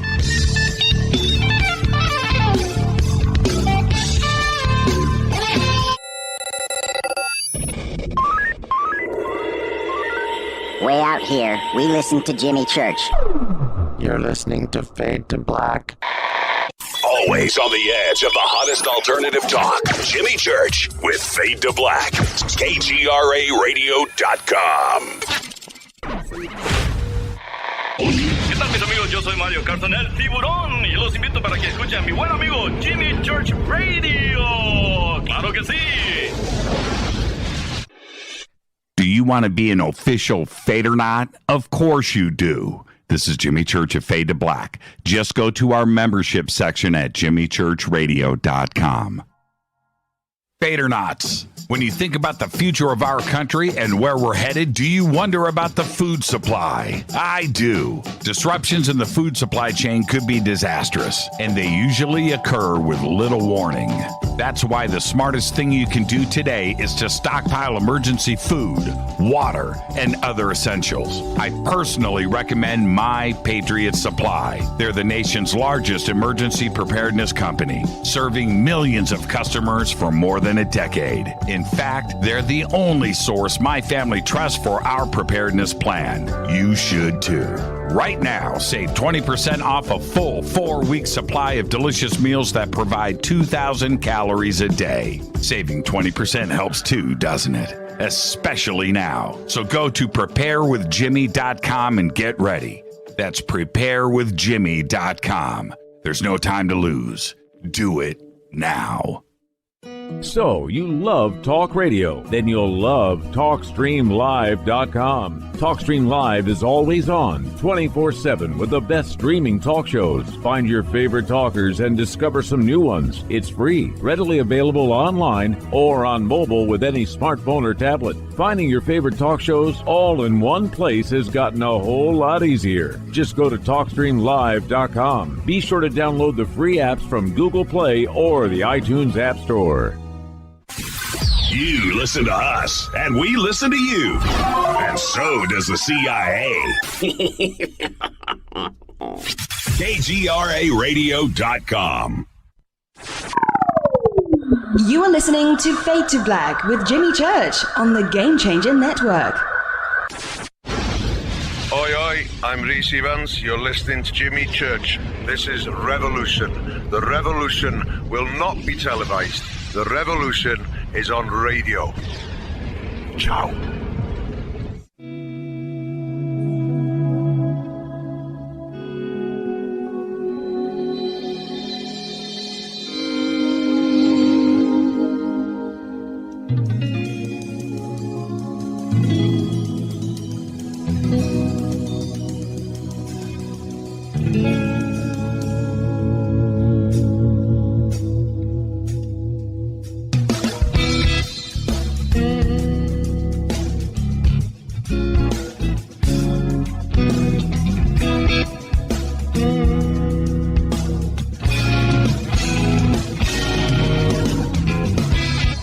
Welcome back. Fade to Black. I am your host, Jimmy Church. Tonight, John Greenewald is here. I'm going to let everybody know right now over in the YouTube chat, they are playing Spot the Fed.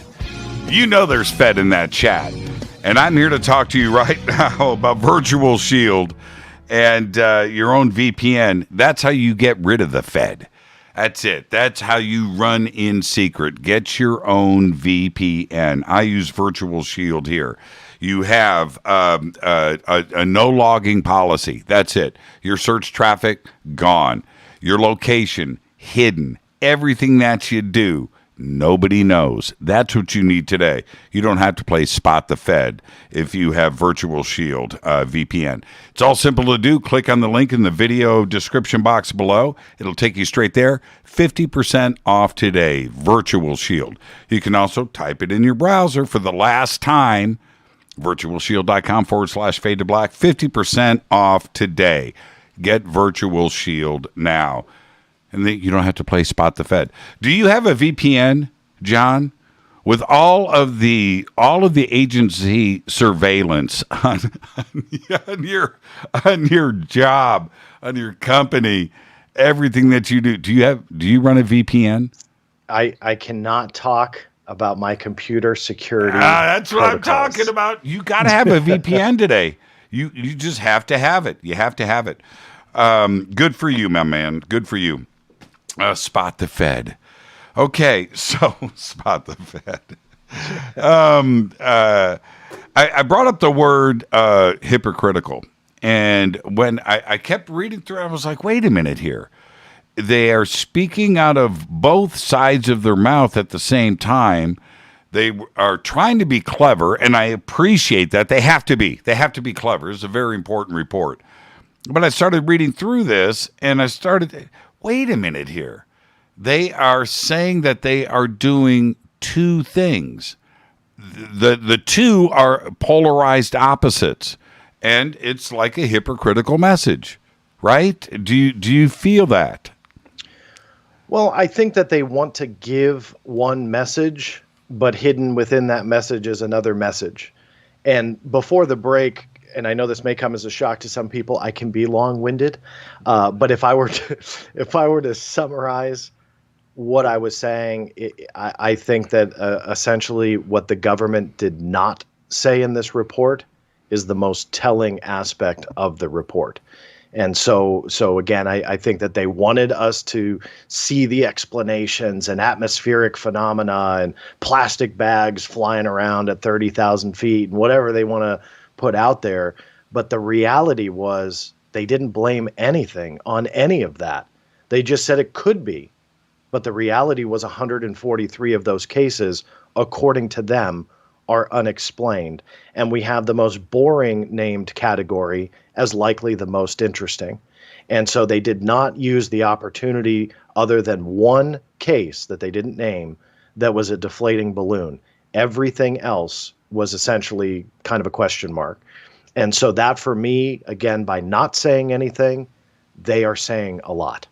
Now, if we don't have case references here, what they were investigating, but I have a serious issue with, if you go back to the Jeremy Corbell flying toaster video, okay?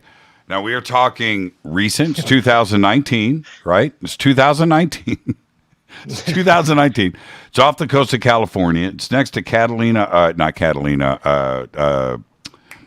the island off the coast of San Diego, which is a live fire U.S. Navy installation. That if you look at the flying toasters with the aircraft lights, 40 knots, whatever the speed is, that is either a foreign adversary drone, I don't know how it got there, or it's ours. And the way that this report is written, did they take a look at that video? It was supposed to have been a part of the report. Was this part of their analysis? I think that's one of the clearly definable situations where they can identify, because they have radar off the coast of San Diego. They have radar on the island. They have radar on the ships. They are able to positively identify whatever that is, friend or foe. Yeah. Right? I find that very confusing, John.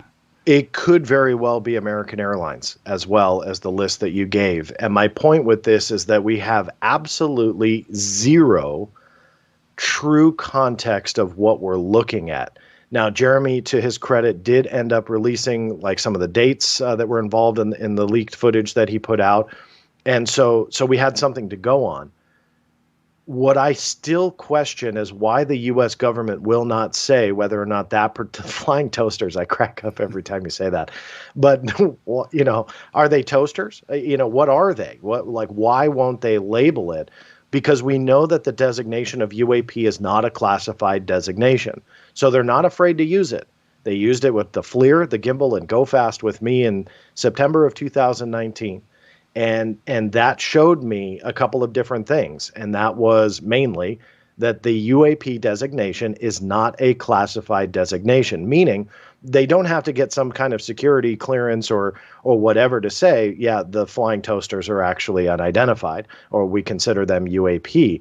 but rather they won't. They'll say it was utilized by the UAPTF in some way, that it was an official video in the sense that it was taken by the U.S. Navy, and that it was not edited or fabricated in any way. So there's no CGI or editing or anything like that. Right. So they went on the record to say all of that, but they wouldn't give the designation. And I ask why. Like, why won't they do it? That's why I thought that visual would potentially be in here. Are they using it because it's an American Airlines flight shot with a night vision goggle with a triangle aperture, and that is the effect? So maybe whomever shot it didn't quite realize it. Maybe who shot it knew exactly what he was doing and going, hey, look at this. It looks like a flying triangle or pyramid or toaster, and passes it around. It ends up getting into somebody's hands going, I'm going to throw this to some UFO guy. Now, please don't, write Jeremy and say I'm saying that he's incapable of doing his own research. Jeremy, backs up what he says. I don't always agree with teases and prolonging the release of things, but at least the material he's putting out there checks out in the sense that it's official. 100%. What isn't checking out, though, is that unidentified designation, and that's where we don't know. The other thing that we don't know is if whether or not that particular case, the what I theorized was potentially the deflating balloon, are those part of the 144 that were analyzed by the UAPTF, and we don't have confirmation of that. We talk about the Batman balloon, that particular case, or we haven't yet on this show, but we've talked about it in the past. And for me, when I look at those cases, we know historically that Project Blue Book had a primer, a reference pile of material that they would look at to potentially identify the cases that they were bringing in. And we have to, until we can't anymore, consider the possibility that this material that's leaking out is simply part of that primer, which is why no one cares that seemingly within the DOD that this stuff is leaking out like a sieve, because it's the explained category. It's the airborne clutter category. It's the natural atmospheric phenomena category, the stuff that no one cares. So they throw it out there, and the UFO community and the mainstream media does the rest. Aha, this is a flying pyramid, a UFO, and the government can't figure it out. And the debunkers go at it as well. They also make stuff up. And they say, aha, see that? The UAPTF is completely inept, and they can't even identify an American Airlines flight off the coast of San Diego. Mm-hmm. When in reality, none of that is true. Yet remember that counterintelligence standpoint that I talked about? It's not only for foreign adversaries. It's to confuse the general public so much about the UAP topic that now you have those in the general public going to war with each other, and they're all making stuff up, part of the story, right? They're not even using actual verifiable facts. They're just saying the government says they can't identify it. Debunkers are saying they can't identify it because they're stupid. Yet none of that is true. And that is not something I'm making up as I go here. You just got to look at social media and big names within social media that get a lot of play and traffic on their posts that all contribute to that on both sides of the debate. Mm-hmm. So that's why I fall back to that counterintelligence opportunity for them, because it's not only to foreign adversaries, but it's to the general public that then when they start digging into this stuff and they start looking at it beyond just the surface stories on a UK tabloid or whatever, things begin to fall apart. There are too many questions that remain unanswered for some of these news stories to essentially be true. And I think that's part of that tactic. Make everybody so confused that they just don't care anymore. That may not be true for audiences like this and myself, obviously, and you. We'll keep pushing for answers. And we're not afraid to take something that was potentially in the catch-all other bin and put it in natural phenomena because the evidence supports that, and we move on. But the general public could potentially lose interest. Now, so didn't you got to deal with all possibilities? No, you have to. You just wind it up and let it go, and it'll perpetuate all on its own, and a feeding frenzy in perpetuity. Right? It will just continue. No, that's a really interesting point, John. And now with the other stuff that was leaked, I was hoping to see analysis. George Knapp popped out a couple of pictures that blew my mind, and one of them was the blimp. That blimp image confused the heck out of me, and I loved it, and I'm glad it was leaked. I wanted to see the analysis of that and the other images that were there. Zero comments. The flying toasters video, I needed comments on that. Do you think there is analysis in the 78-page classified section of that where they have looked at and identified, some of Knapp's images? It's possible. I tried to get them on Sunday when I was talking to ODNI. I was asking them a couple of different questions. The first one I had were their case specifics and locales and dates. The second was their visual imagery associated with it, where there are photographs and or videos that they could potentially look at. And how big was it? How long was it? Page length. I know there's some rumors out there. I know that, and I'll let you take the reins on saying where you learned the page count. I've heard 90, I've heard 78, I've heard 70, I've heard in the 20s, all of which a lot stem from some have anonymous sources, others I think are making it up as they go. But I believe that you had it on an interview. But again, I'll let you take that part. Mm-hmm. My whole point is that ODNI will not admit to any of that. They would not give me a yes or no on any of it, and they would not give me the page length. And I find that kind of interesting as well. Why not? Is it 10 pages? Is it 15? Is it 500? We don't know.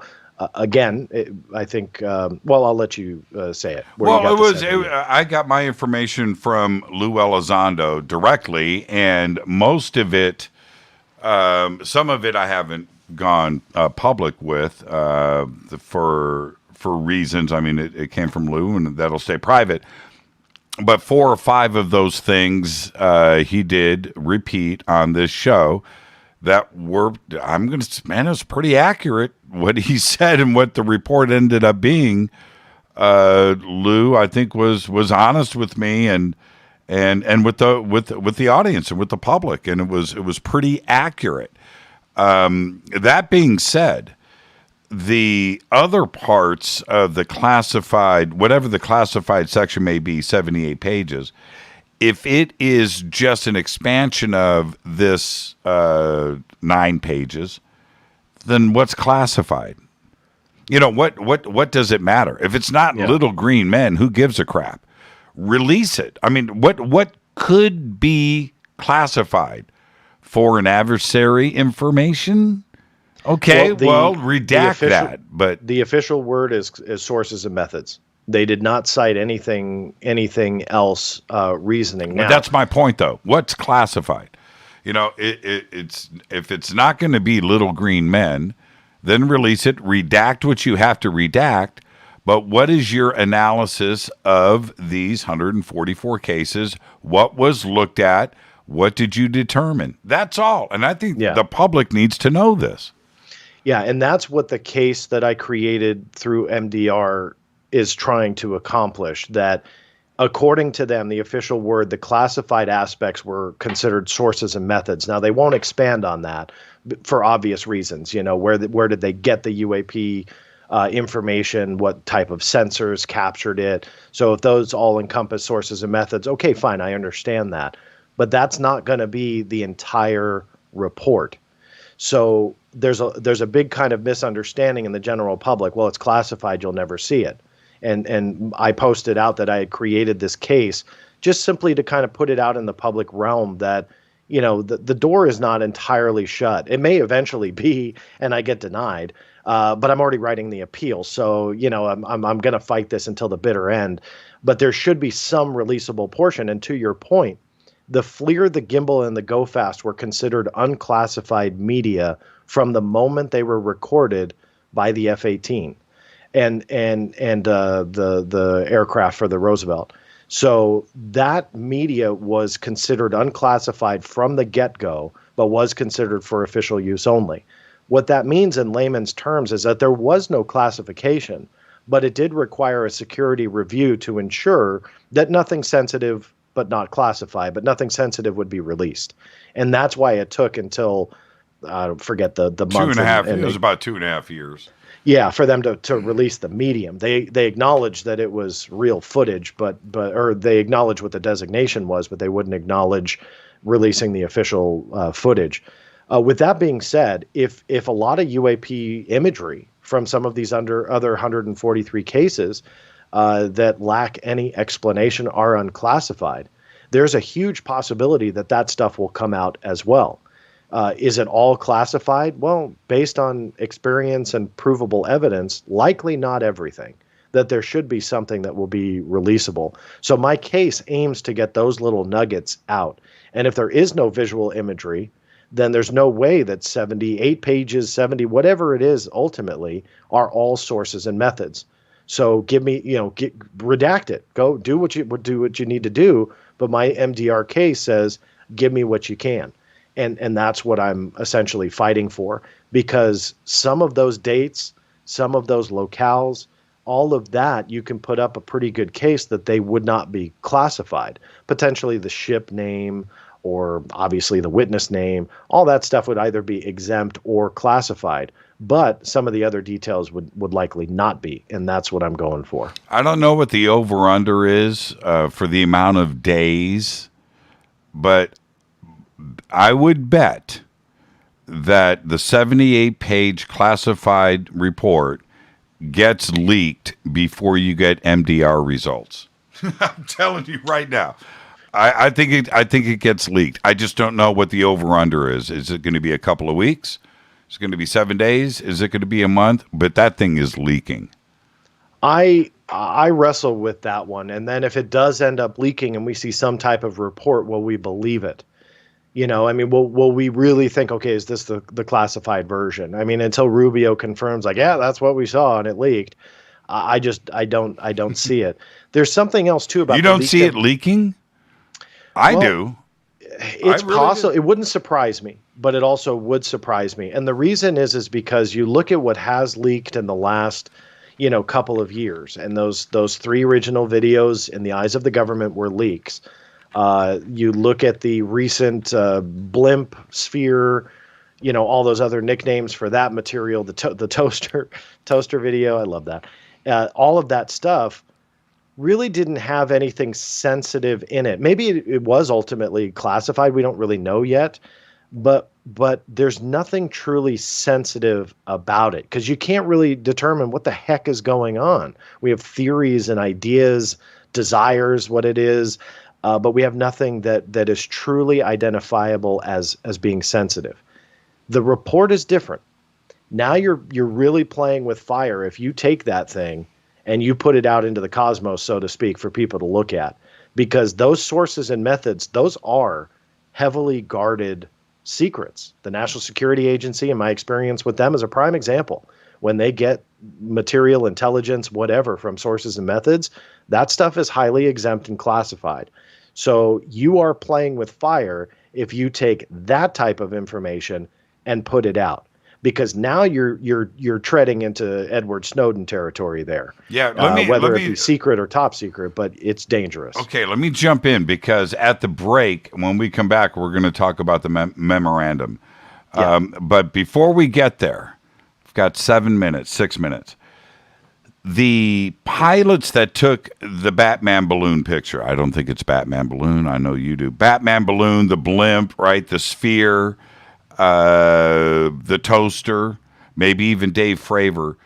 Their testimony about distance and size and time and movement and speed, that supports these images. Do you think that these agencies went and interviewed the pilots that took these pictures? And is their testimony possibly part of the classified report? I would hope so. I mean, do I know that for a fact? No, but I would hope that anybody that was able to be tied to a UAP case that the task force looked at, that was the first step of their investigation as you talk to the witness. And I don't know if we want to go down this route, but that has always been a concern of mine, talking about the ATIP thing with pilots such as, her name is out now, but Alex Dietrich, she was always referred to as the female pilot, and David Fravor, who didn't meet Luis Elizondo until the month before he retired. And so the question mark was, well, who interviewed them? Because you would think that somebody like them would be on speed dial. and so there's a lot of unanswered questions. Are they doing the investigations the right way? And I'm sure there's some that are going to listen to me say something like that and cringe and go, John's being mean again. And I'm really not. Not at all. No. But we have to ask those questions on how thorough are they being when they're investigating these types of cases. And if they're underfunded, unmanned, unstaffed, and they don't have enough time, that in itself should be noted. That they don't have enough time to track someone down, or whatever squadron they might be on. They just got the report passed on, and so they only use that if there is a report at all that gets passed on. Those are all questions that we really truly need to ask, because it plays into a role on this actual report and starts to define why there are 18 incidents that have the characteristics that there are, why 143 are still considered unexplained. What effort went into identify them, if at all. And I would hope that the interviews would be step number 0, before you That's start. right. I mean, the Batman is as amazing as that photograph is, it's still just a photograph. We need to know from the how big, how far away from your plane, what was the size of it? Was it moving? Was it? And that the blimp photograph, that thing is as interstellar as anything I've ever seen. Right? If we're going to go, down that road, that doesn't look like anything I've ever seen before.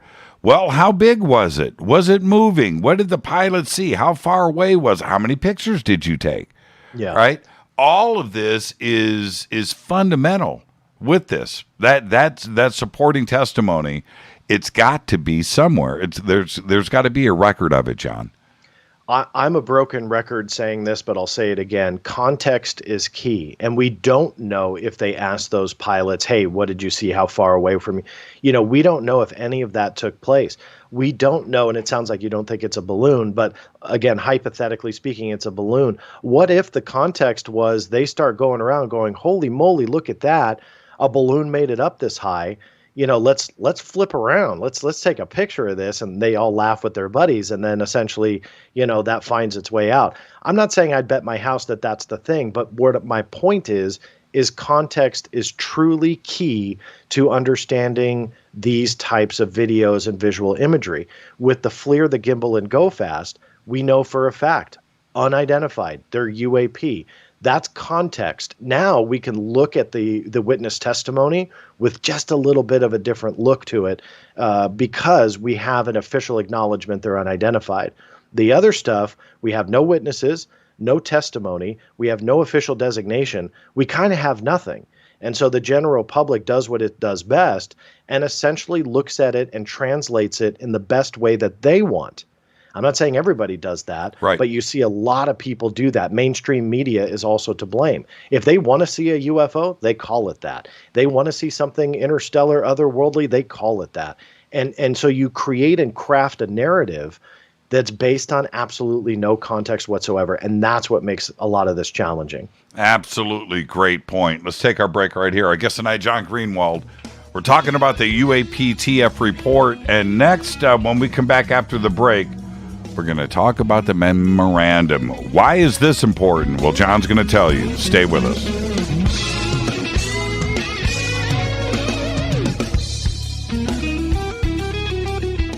Hi, everybody. This is Rob Halford, the Metal Guard on JimmyChurchRadio.com.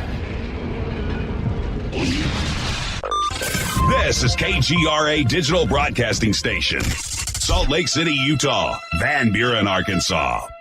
Why is it we're not very good with our health regimen until it's too late? We don't put oil in the car until the engine blows up. When the body's out of balance, your health is not so good. Give your body some love. Log on to GetTheT.com. That's GetTheT.com. Try our Life Change Tea, which cleanses you from harmful intruders. A clean colon is one of the ways to bring the body in balance. We also carry organic supplements to help you get where you need to go. So do your body a favor. Log on to GetTheT.com. That's GetTheT.com. You can even visit our sales page to save some dough. Does anybody call money dough anymore? Anyway, if you're looking for short, helpful health tips, go to YouTube and punch in Health Matters Now. That's Health Matters Now. So, log on to getthetea.com, shop, get balanced, then learn some cool tips at Health Matters Now. You'll be glad you did. That's getthetea.com. Your contact for current news and trending topics. KGRAradio.com. This is Jimmy Church of Fade to Black, and I only drink Fade to Black blend coffee from Rivermoon. Just click on the Rivermoon Coffee banner at jimmychurchradio.com. Promo code F2B Blend. This is the only way forward. This is Fade to Black. Make contact. KGRAradio.com.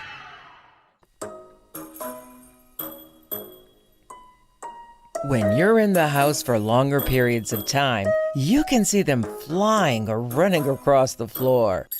Ooh, yuck. They're unhealthy, gross, and disgusting. Bugs. I loathe bugs. We keep a clean home, but occasionally bugs show up. Well, I found something that is tougher than bugs. Orange Guard. On contact, it kills hidden bugs, including ants, roaches, and fleas. Plus, Orange Guard is a residual repellent. All of the ingredients of Orange Guard are on the FDA generally recognized as safe list. Orange Guard may be used around food, humans, and pets. It comes with a 30-day money-back guarantee. Orange Guard. Available at orangeguard.com, Whole Foods, and Ace Hardware. Gold loves chaos, uncertainty, and disarray. History shows us what gold does when people aren't sure about the government, the stock market, their jobs, or their retirement savings. Our national debt is skyrocketing. Gold and other precious metals are a defense measure against inflation and a stock market that might take years to recover. So what can you do right now to protect yourself? Call United Gold Group. We offer gold and other precious metals delivered securely within 72 hours. Are you worried about the stock market? We can also help you set up a real gold or silver IRA or a 401k. Safe and secure. United Gold Group makes gold ownership affordable. Call now and get up to $2,500 in free gold or silver with a qualified IRA. Call 800-753-8534. That's 800-753-8534 or visit UnitedGoldGroup.com.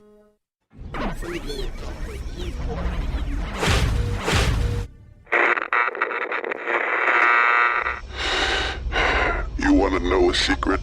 I love ponies. I really love ponies. I'm serious. I couldn't stay sane without ponies to brush. Why fade to black? Because you never got that pony, damn it. This is Fade to Black with Jimmy Church on the Game Changer Radio Network and KGRA, the Global Radio Alliance.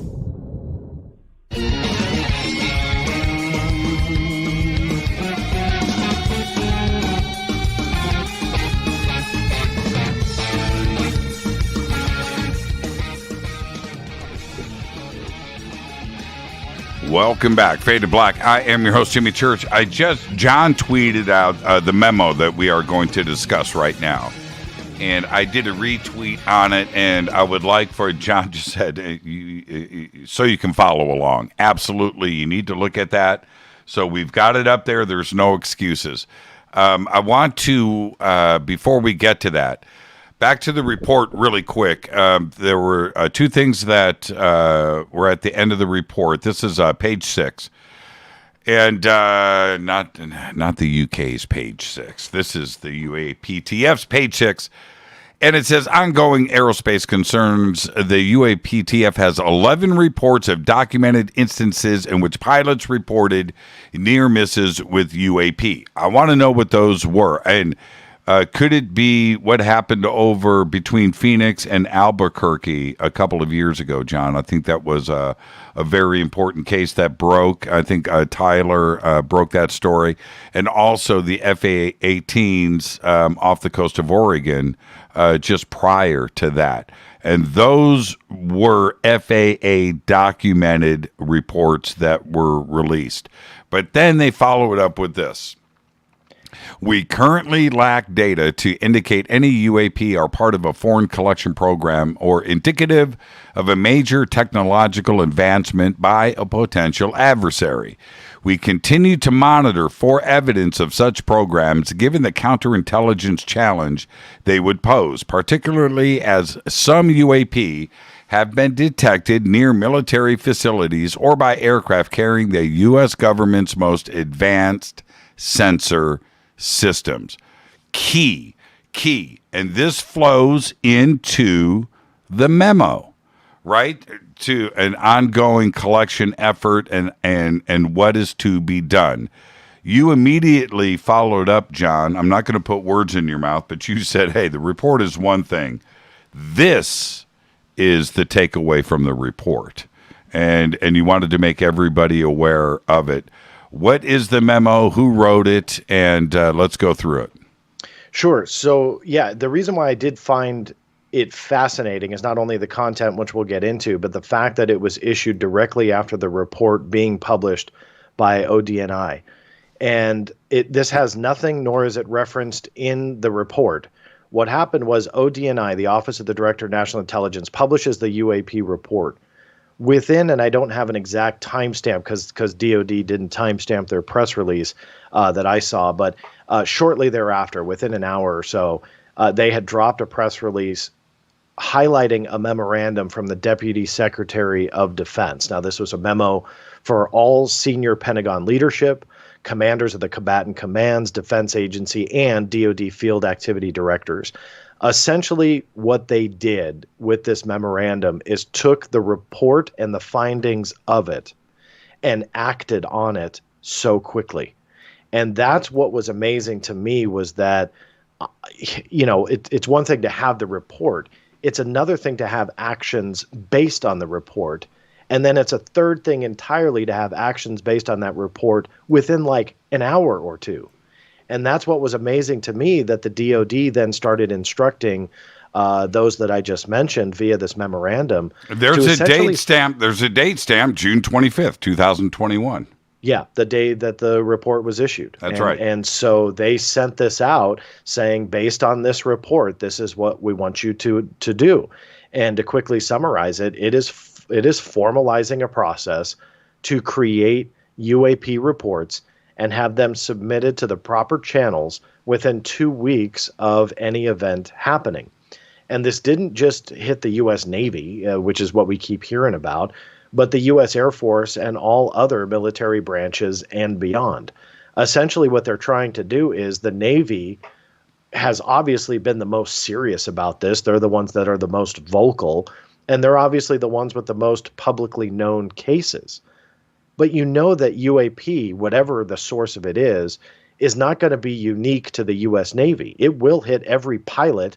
It doesn't matter if you're flying a, U.S. Navy aircraft, a U.S. Air Force jet, or flying for United Airlines. UAP or UAP, and they're gonna, they're gonna affect you in whatever way that they are. And I don't think that there's any. There's any difference between anybody flying in the sky. The phenomena is real. So what they're trying to do is formalize that process to essentially take the data set that they have, which is very limited, and increase it exponentially with not only those reports coming in from the U.S. Navy, but add in the Coast Guard, the Air Force, hopefully commercial airline pilots, and essentially increase that data set to fully understand the phenomena, try to identify the trends, try to identify the characteristics, try to identify percentages of how many are showing what potentially could be a breakthrough technology, and expand in that way. And it's one thing for the report to recommend that. It's another for the DOD to start the process. And in my opinion, this memorandum started that process quickly, which is going to be fascinating to see unfold. Who wrote the memo? So Kathleen Hicks is the Deputy Secretary of Defense. So you're pretty much going towards the top of the DOD. Yeah, stop right there. Stop right there. Mm-hmm. Deputy Secretary of Defense. And that is the letterhead, everybody, right? Deputy Secretary of Defense. It is signed, sealed, and delivered by her. She says this line, which I think is it's very serious, but it's to the point. She says, I direct the Office of the Undersecretary of Defense for Intelligence and Security to develop a plan to formalize the mission currently performed by the UAPTF. That's it, right? I direct.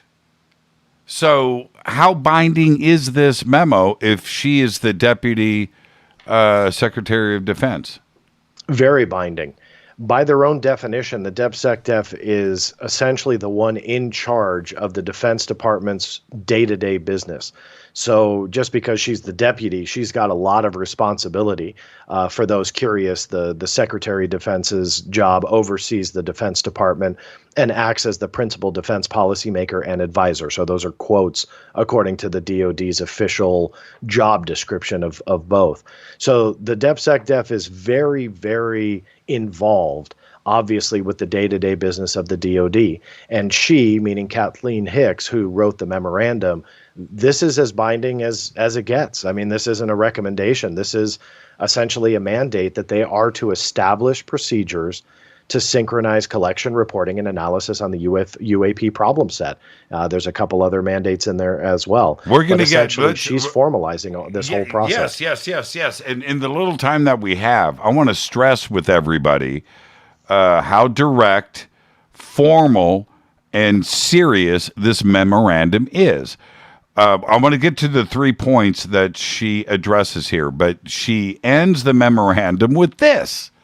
All members of the department will utilize these processes to ensure that the UAP task force or its follow-on activity has reports of UAP observations within 2 weeks of an occurrence. Full stop.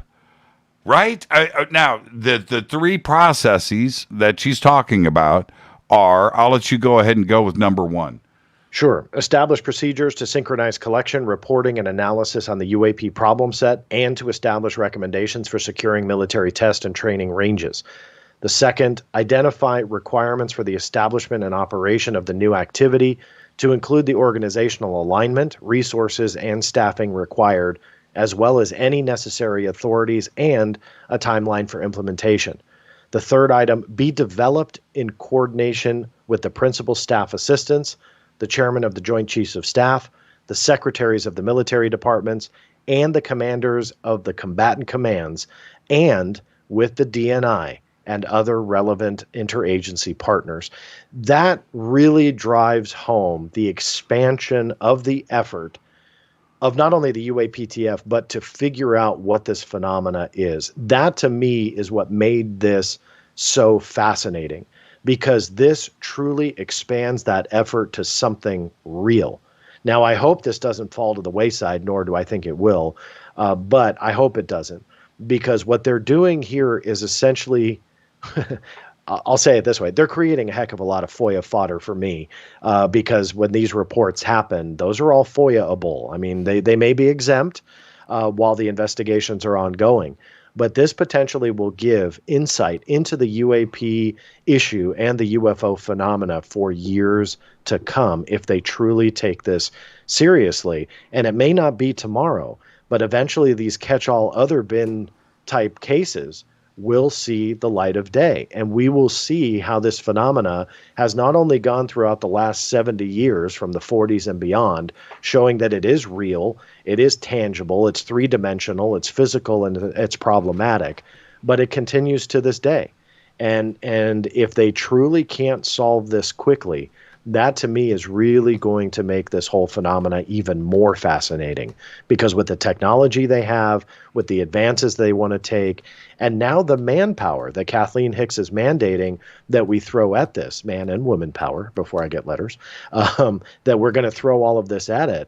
They are formalizing this process into something tangible and something worthwhile. And that's where I say I'm fascinated to see it play out, simply because we have no idea where we're going to end up and how many cases we may come up with. Now, the by the way, I just tweeted that out. FOIA-able, John's new word. That's awesome, man. FOIA-able. It should be in the dictionary. Is it? No, if it's not. No, it's not. In the John Greenewald dictionary, yes. I make up words all the time. Oh, man, that's an awesome word. Now, but for those out there, and I understand why, but that stated that the UAPTF report was a big nothing burger. There was nothing here. It's bureaucratic boilerplate word speak that didn't say anything. Okay. All right. That's fine. But this memorandum wouldn't have happened if it wasn't for the UAPTF report. Right, John? I mean, if something comes out of this report, well, we have this. Yeah. And I think that is the biggest win at this point from that report, that yes, we're all let down. There weren't more visuals. There weren't more cases, dates, and stuff like that. But this is the result, that there was enough information, whether it be in the other catch-all bin or whatever it may be, to tell the DepSecDef to create a memorandum for all senior Pentagon leadership and all combatant commands to do this. You're not talking about floating plastic bags and ice crystals. You're talking about something that is real and something that they realize at this point, regardless of the quote unquote small number of cases that they have that may be of interest. They realize if they expand this effort, that small number of cases will increase exponentially.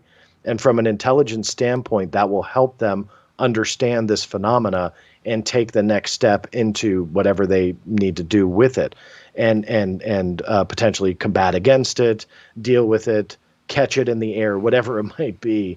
But essentially, that gives them the next step. So when people looked at the UAP report, and they come up with the very commonly said, it's a big nothing burger. There's nothing there.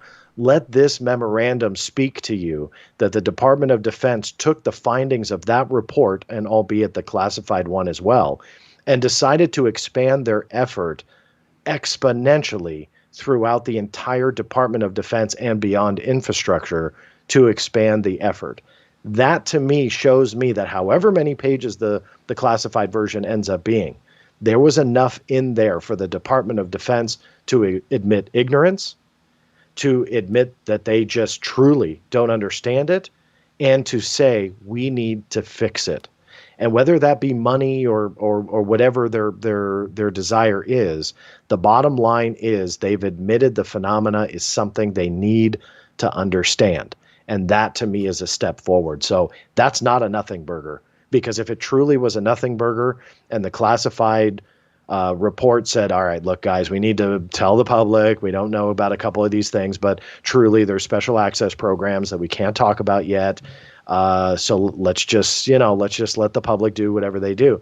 We wouldn't see this memo if that was the case, right? They wouldn't try and put a spotlight on it to essentially put themselves in a pickle in the future to have to reveal some of those saps. So what they would do is just let it go away. Let the UAP report float out there for a little bit. Yes, it's preliminary, and we're all hoping for another one. I'm not sold or convinced that we're going to see it. But regardless, if that's truly what was going on here, they would let it die on the vine. But the reality is they took the report, the findings, the classified findings, and they did this. And that to me is huge. Now, in closing, I want to get to probably the most important part of this that was ignored completely. We had Lou Elizondo go on 60 Minutes and talk about crazy G-forces and speeds and propulsion systems. And we have those out there, some are physicists and scientists and armchair scientists, that are talking about, potentially backwards engineered alien tech, that this is defying all laws of physics that we know of. And we have Dave Fravers, Alex Deach and others to testify to this. Are we going to see that? Is that going to be a part of this 2-week, time frame of disclosing something, where it's one thing to talk about an object, it's something else when we're talking about going from suborbital, altitudes to sea level in a couple of seconds. No wings, no engine, no propulsion, and zipping away at 50,000 miles an hour. That's a whole nother situation. Is that the type of reporting that they are looking for, Kathleen Hicks? I'm sure that that's what they're looking for. They're looking for the other catch-all bin that has the obvious technology, the obvious intelligently controlled technology, and the breakthrough technologies, the signature management of what they called it in the UAP report. That militaristic advantage to whomever wields the UAP and that technology, whatever it is. They're looking for those types of cases. Absolutely. Will we see that? Will the general public see those cases? And that's something else entirely. Going back now 2 years, the Navy has told me and the Pentagon has told me on various occasions that they aim to keep UAP cases and investigations classified, that they will not share it. The Navy guidelines that they issued back in 2019 that they used to essentially instruct their pilots on how to report UAP, that has remained classified. So they won't even give you the instructions. They called it the message to the fleet. They won't even give you a single word of that message to the fleet that was sent out because it's classified. So we're not dealing with disclosure here. I mean, not to burst the bubble of anybody who feels that we are, but we're not. And that has been, the writing has been on the wall for many years.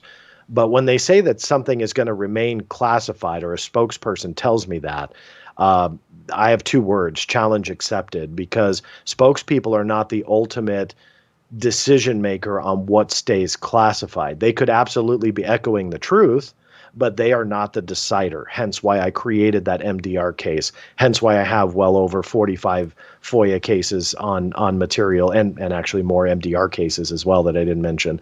But regardless, all tied to this report, because spokespeople do not make those decisions. The release authorities do. The OCAs do. And so that's where I'm going after this information. But going back to the security and classification, and will we see that based on Kathleen Hicks' memo and this and that? Likely not voluntarily. I don't think that they will go, hey, look, we just got this in from on the coast of California. Take a look at this. I don't see them doing that. Will it take a fight? Absolutely. Will they want to give it to us? No. Will they be able to 100% successfully keep it from us? I'll let you know. I'm not really sure, but I'm going to try. Yeah, well, in a lot of respects, this deflated some of the momentum, that was out there with some of the newer parts of the UFO community that were expecting instant gratification. And this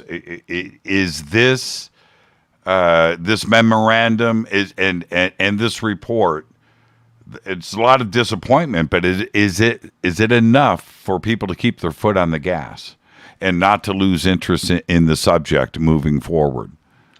Well, I think if people really got the gas let out of the gas tank a little bit on this report, has to look at history. And I've said it 1,000 times on my channel in different videos. History often repeats itself. And when you talk about government secrecy and cover-ups, they are not quick to release the lid of secrecy and lift the veil that hovers over topics like UFOs, at least not willingly. I mean, you have to really, truly work to get something admitted to. And so for them, if you are that upset, just look that this isn't a nail in the coffin on moving forward. I mean, just because it isn't disclosure doesn't mean it's not an advancement. This is one of the biggest steps that particular field, UFOs, has taken in decades. They're acknowledging the phenomena. It is real. Who cares about their sugar-coated language about it being a small number and this and that, and they throw in ice crystals, and it doesn't matter. You got to look at what they've said and strategically what they didn't say. And for those reasons, I find the report encouraging. The result of the report was this memorandum, which is even more encouraging. And the outlook now shows that these combatant commands and the Pentagon senior leadership positions and so on all have to set forward these motions to start getting these reports. Will it fall flat and nobody reports anything? I highly doubt that. I think that there'd be a lot of red flags being raised if that's how it goes. And so we're going to have to let this play out. But the ball is in motion, and that is so encouraging, because keep in mind, for decades, they have completely said we have zero interest in UFOs or UAPs, and if you see something, call 911 or go to the UFO Reporting Center or go to MUFON, but we don't care. Now they've formalized the process because they do care and they admit that it's a problem. And that to me is and should be encouraging to everybody. So yeah, you may have had the steam let out a little bit and you take a deep breath because you're upset and you really wanted this to be disclosure, but just keep in mind, they couldn't do that. The national security risk, if there is some type of, alien connection to all of this. And, I'm not convinced one way or the other. I just want to know what the truth is. But if others are so convinced, and that really is the reality, the national security implications in my mind would far outweigh giving the public the truth. And so they're going to lie about it. So you have to take all of that into account when we look at information like this, look at the positives and take a step forward. Because again, I use that puzzle analogy in a chess match. It all to me plays a role in this, that we need as many pieces on the board as we can, as many pieces of the puzzle as we can get to make the picture and win the game. And we were not going to just have an automatic checkmate once they gave this report. That was silly for anybody to think that. But let it be a learning, something that we can learn from and move on and set our expectations appropriately, but continue to fight for answers and continue to ask those questions that remain unanswered and to go after information, whether it be legally, whether it be you call your congressman, you do a faxing campaign. I think Stephen Bassett did that many years ago. Whatever the effort is, we have to remain motivated, because look what happened in the last couple of years. People started paying attention, asking questions, pushing. Word got to the Senate Intel Committee. All of a sudden, we're asking for a UAP report in the name of the people, saying you got to be transparent. Let's see it public. And it actually happened. So we have to look at that as a little bit of encouragement and moving forward, set our expectations, but remain motivated to get to the truth. Well, that's a well thought out, intelligent mindset right there, that statement. And then you have Neil deGrasse Tyson doing his tweet blast on this, where his view isn't anywhere close to what you just stated, or it's the lens that he's looking through. And I just don't get it, John, where they are reading what they only want to read in the report, but then they turn around and state it as an influencer. He's got 14 million Twitter followers. Yeah. Right? That hang on his every word. And that's the part that I don't get. And is that part of the disinfo campaign? Back to the 5 segments, right? People are going to support their view with this report. It's challenging to see people like Neil deGrasse Tyson, and I don't want to speak bad about him. I really like him. I worked with him. I did a television series with him. He's a lot of fun. He's incredibly intelligent. But one of his recent tweets, I had to comment on it. And he was talking about how egocentric, humanity is to think that space aliens would care about us. And so, ergo, UFOs aren't aliens. Like, he's making this big leap, like somehow he was making a point. And my response was simply this. It's like humanity going out into the middle of the Sahara Desert and planting a flag and trying to communicate with an anthill, right? That's not going to happen. But that doesn't take away from the reality that there is a very small percentage of humans, Earthlings here on planet Earth, that have dedicated their life to understanding that anthill, understanding the mating habits of ants, understanding how they eat, where they live, how they build their homes, where they migrate to, who do they war with, because that, in the name of science, is what they want to understand. So as a scientist, and I am not one, but as a scientist, you have to deal with all possibilities until you can't anymore. And you have to look at every aspect of possibility, no matter how far-fetched, until you can't anymore. And scientists like Dr. Tyson, who, again, I have a lot of respect for, but in this particular realm, I think he is stretching.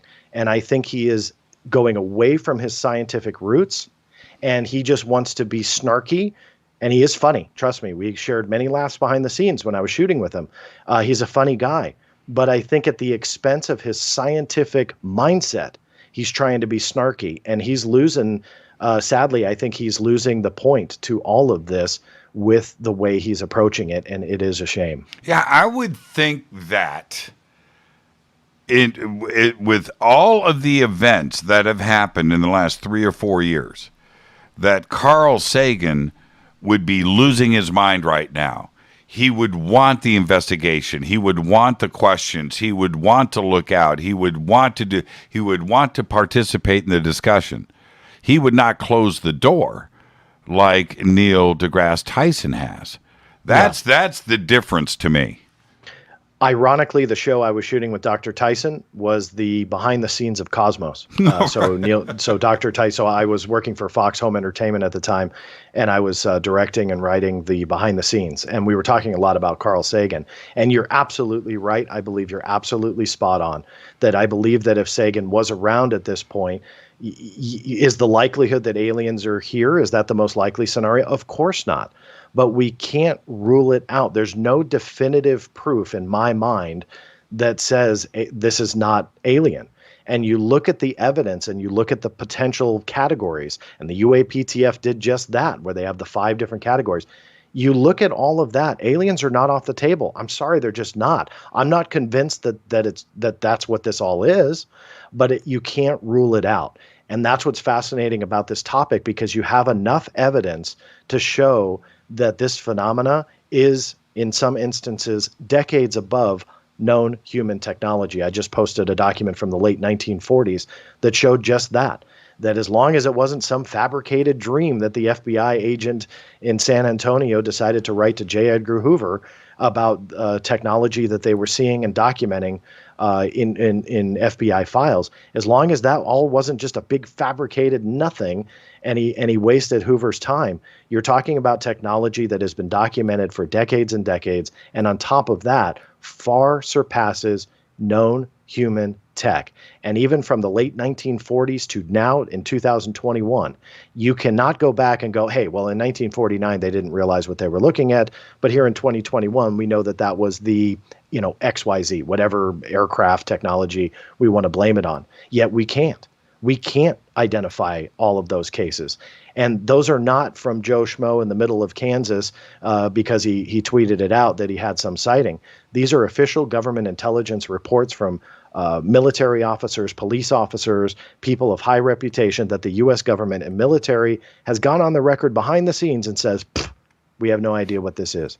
And that, from a scientific standpoint, to a scientist like Neil deGrasse Tyson and beyond, should never, ever, ever discount that just because it's not the most logical answer. Well, isn't that what they want? That's what upsets me about what he said. Exactly. That's exactly what they would want to go and look into, right? You don't have the answer. That's it. I mean, you would think, but they don't.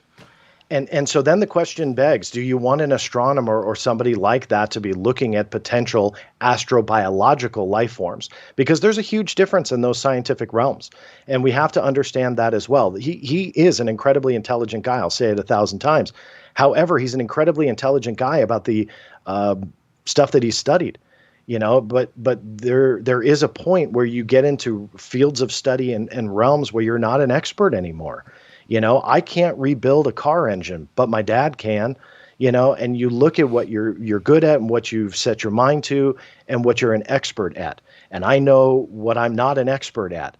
And when we look at someone like Neil deGrasse Tyson and his scientific background, and yes, he's well versed, is he the type of guy that should be creating such definitive statements about UFOs, UAPs, and what witnesses like Alex Dietrich and David Fravor and whomever are actually seeing? That is not his field of expertise. Now, if he sat down and said, look, for the last 25 years, I've looked at 12,000 UFO cases, and this is what I've come up with, that there's nothing there. Sure, we can have that conversation. And I'd be happy to debate the man when it came to something like that. But the reality is he sits in front of a television camera and, sees a video this, or maybe Googles something and sees the news thing, laughs at it and creates a snarky tweet. And then all of a sudden, like 12 network broadcasts want to put him on TV because, Tyson tweeted about the Navy video. Let's get him on. What made him the guy that you should talk to? And the answer is nothing. He's brilliant on camera. He's great from a producer standpoint. He's gold. There's a reason why he's on TV all the time. Okay. He's good at it. I'll say that he just is. But when it comes to the actual content of what you're saying, it doesn't matter how good you're saying it. You got to be truthful. And for me, I don't think it's not that he's being untruthful. He's just not looking at the reality on how a scientist should look at the evidence. And there's too much evidence at this point, in addition to witness testimony. Say humans make mistakes all the time and they're not reliable. That's fine. But you look at military sensors and technology that are picking this up, visual imagery that can't be explained. You look at all of that, and to a scientist, they're going to have some snarky tweet and all of a sudden case closed. No way, man. There's something wrong with that. And that's why I had to tweet at him, just to say, hey, look, you're approaching this the wrong way, and to a scientist, to the scientific community, because I don't want to just pick on him. I hope they see the magnitude of what we are dealing with. You don't have to jump to aliens, but don't take it off the table simply because you don't have the right evidence to do it yet. If you find that evidence to take aliens off the table, I'm all ears. But until then, if they're definitively saying that, they're not interested in science. They're interested in a snarky tweet that'll get 30 million retweets and likes and ha-has and emojis. And that is not science. No, and he took, in such a generalized statement, he's taken a crack at Alex Dietrich, right? He's calling her crazy. And her reply to his tweet was brilliant. Epic. Yes, it was epic. And I'm gonna say it. I'm gonna say it right now.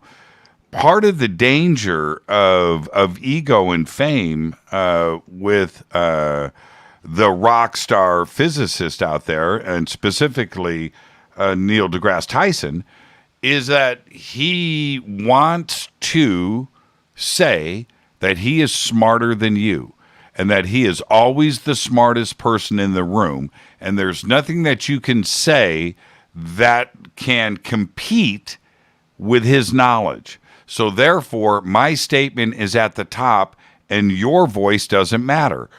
Alex Dietrich, for example, right? And his followers and his legions of fans feel that way. That when he speaks, he is the smartest, and it stops right there. And that's the danger zone that we go into with the rock star physicist and those out there that have been put on this pedestal because they start to believe that. And that's the day. He wields a lot of power, John. He does. Yeah. And again, I don't want to just pick on him, but I would say that people in that position know that they wield that power. And I do believe that there is a point when you get into certain educated minds being on television and having to make what are sometimes very boring scientific theories and fact interesting. They become entertainers. And we have to consider the fact that there is a point that they shift from being a scientist to being an entertainer.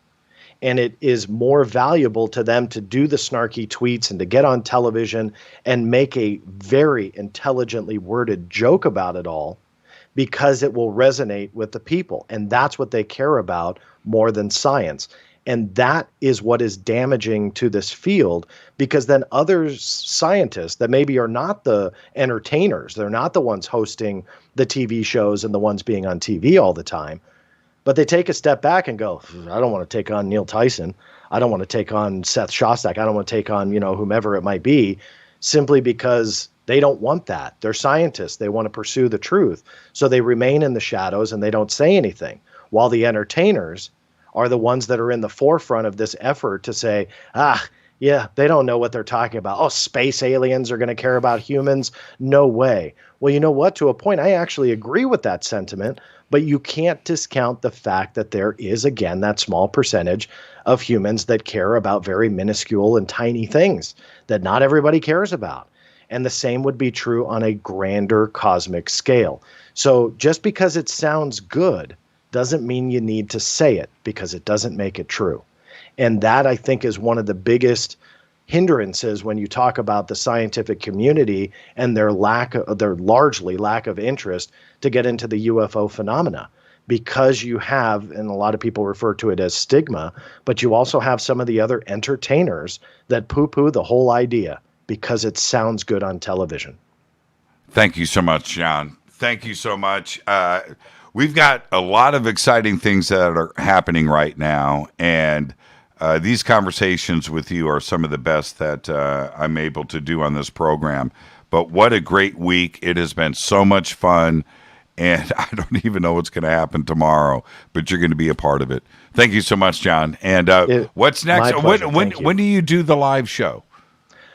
So it's random, just because I got 2 kids and a crazy schedule. So it's a little bit random, but I'll tweet it out when I do the live streams. I post videos too all the time. I posted a couple today. Some are 5 minutes long, some are 3 hours long, so it's just a lot of fun for me. So sadly, no set schedule, but if you go to theblackvault.com/live, that will bounce you to the YouTube channel. Just subscribe there, and that'll notify you whenever I do post the videos or do the live streams.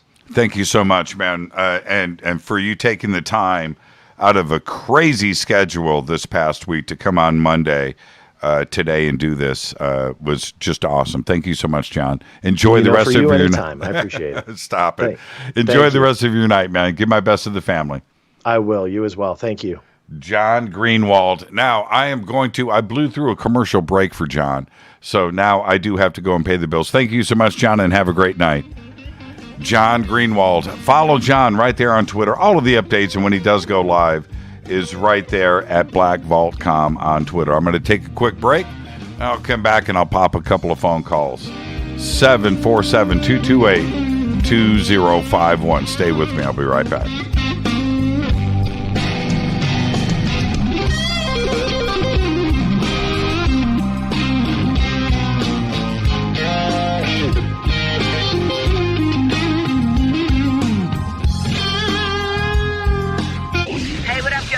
Vivica Fox here, and you are listening to my boy, Jimmy Church, on JimmyChurchRadio.com.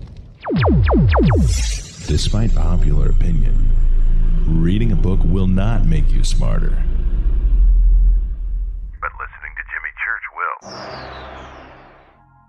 This is Jimmy Church of Fade to Black, and I take Life Change Tea supplements every single day. It's what I do.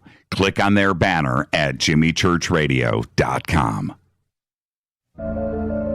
When you take the beans from Central America with dashes of Indonesian and African mixed in and then roast it to the dark side of Fade to Black, you create the ultimate brew of fringe. Introducing the Fade to Black blend from Rivermoon Coffee. Yes, Rivermoon's darkest customized roast was created for the love of Fade to Black. The alchemy of masterful roasting and smoking the beans is in every sip of this full-bodied, dark Java. I need my coffee dark, deep, with distinct bittersweet chocolate highlights, just like the bunker. Leaning further into the darkness of the roast is Fade to Black blend from Rivermoon Coffee. Just click on the banner at JimmyChurchRadio.com and use the promo code F2BBLEND for 15% off of your order today. This is Billy Carson with ForbiddenKnowledge.tv. Forbidden Knowledge TV has just reached its 1-year anniversary. That's right, 1 year. And as a show of appreciation, we are giving all new subscribers a free 30-day trial of ForbiddenKnowledge.tv. That's 30 days to binge watch thousands of movies, documentaries, conferences, workshops, lectures, yoga classes, meditation courses, and so much more. So log on to forbiddenknowledge.tv from your computer or mobile device, or get the Forbidden Knowledge TV app on Apple TV, Roku, Amazon, iTunes, or Google Play today, and use coupon code 30daysfree. That's coupon code 30daysfree on forbiddenknowledge.tv today. Are you intrigued by Paranormal Talk Radio? You'll love the new Paranormal Radio app from TalkStream Live. You'll find a great selection of talk shows covering UFOs, ghosts, strange phenomena, and much more. Download the Paranormal Radio app now and start listening to the very best in paranormal talk entertainment, including the network you're listening to right now, the Paranormal Radio app, free in Google Play and the iOS App Store. Erica, Brittany, Gabby, and you're listening to JFK It's not a lifestyle we chose. We were born this way. KGRARadio.com.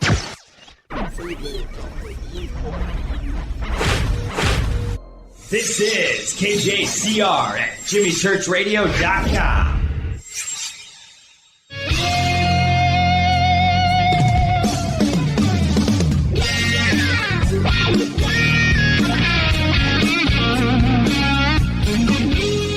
All right, welcome back. Fade to Black. I am your host, Jimmy Church. Thank you, John Greenewald. That was a great analysis of the UAPTF report. That was just a great analysis, and I think that that memorandum is chilling in its directness. By the way, and let's see here. Okay, all right. Now I'm hanging out in the YouTube chat. I'll chop. Come on. Somebody wants to be chopped. I'll do it. I'm just letting you know now. And anyway, it's a great analysis. I had to go back and I had said I'm going to need a few days. I got to read through this a few more times. And I did. And the more that the first read through, I was like, come on, man, seriously.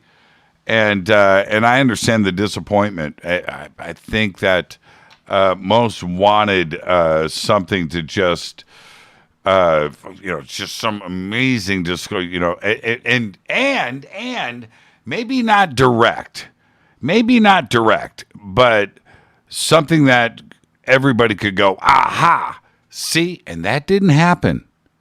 Not directly. You need to read through that. And I did. I read it again, and I came away feeling much different than I did on the first read through. Okay? And I should read some of the emails that I got from you guys about it. Yes, it was disappointing. So we're going to continue the analysis all week on the show, okay?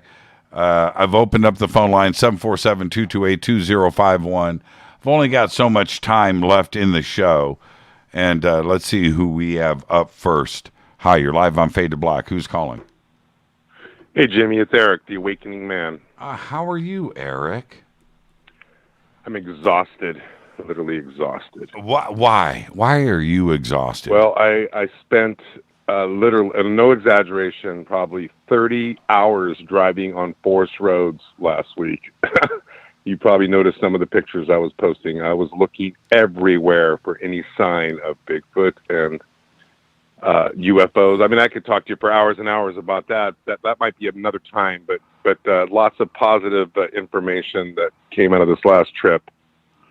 30 hours, that's a lot of driving. Did you get a chance to read the UAPTF report?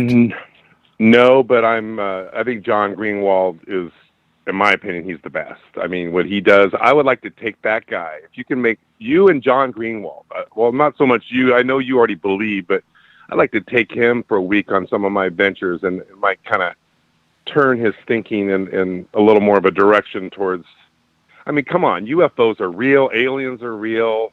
I mean, Jesus. I mean, Kehoe. People just need to go read Donald Kehoe. Jimmy, you got that book. I do. From 1950. I mean, if people just start there and then just look at the history and how it all has unfolded over the years. And we had our little glimpse of possibility here recently. And I know it's not over. I mean, we're going to all keep trying. There's guys out there trying, but the bottom line is they're always going to spin it. That's okay. They're going to spin it. I feel sorry for the newbies, though, the ones that are like kind of new on the scene, that got their YouTube channels and they're all excited, which is great. But they can't. They got to realize you can't, like you said, you can't get emotionally attached to this stuff.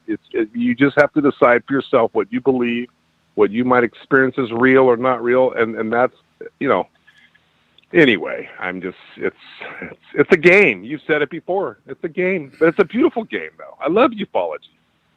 I love it. The report itself, the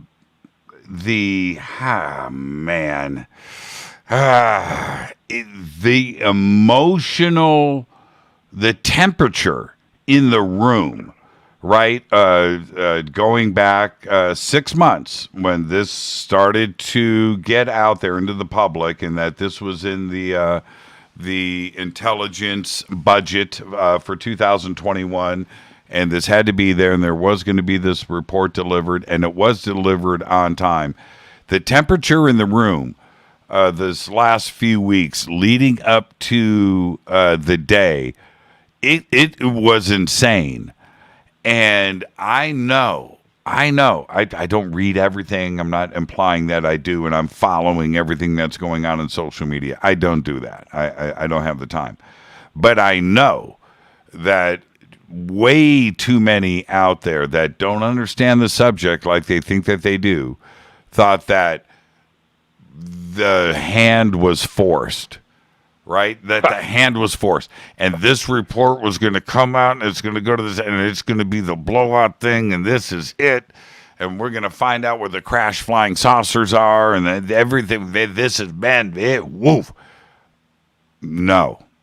And it wasn't that. And too many out there, and that's why I asked John about this tonight. Too many out there thought that they had this dialed. Right? They got this dialed, man. They got this. They got this, and you're not going to trick the tricksters. I mean, that just ain't happening. It's not going to happen. It's not. Nope. It's not. So, but my point is to those out there, are you going to keep up the fight? Yes. Do you have the energy to keep going?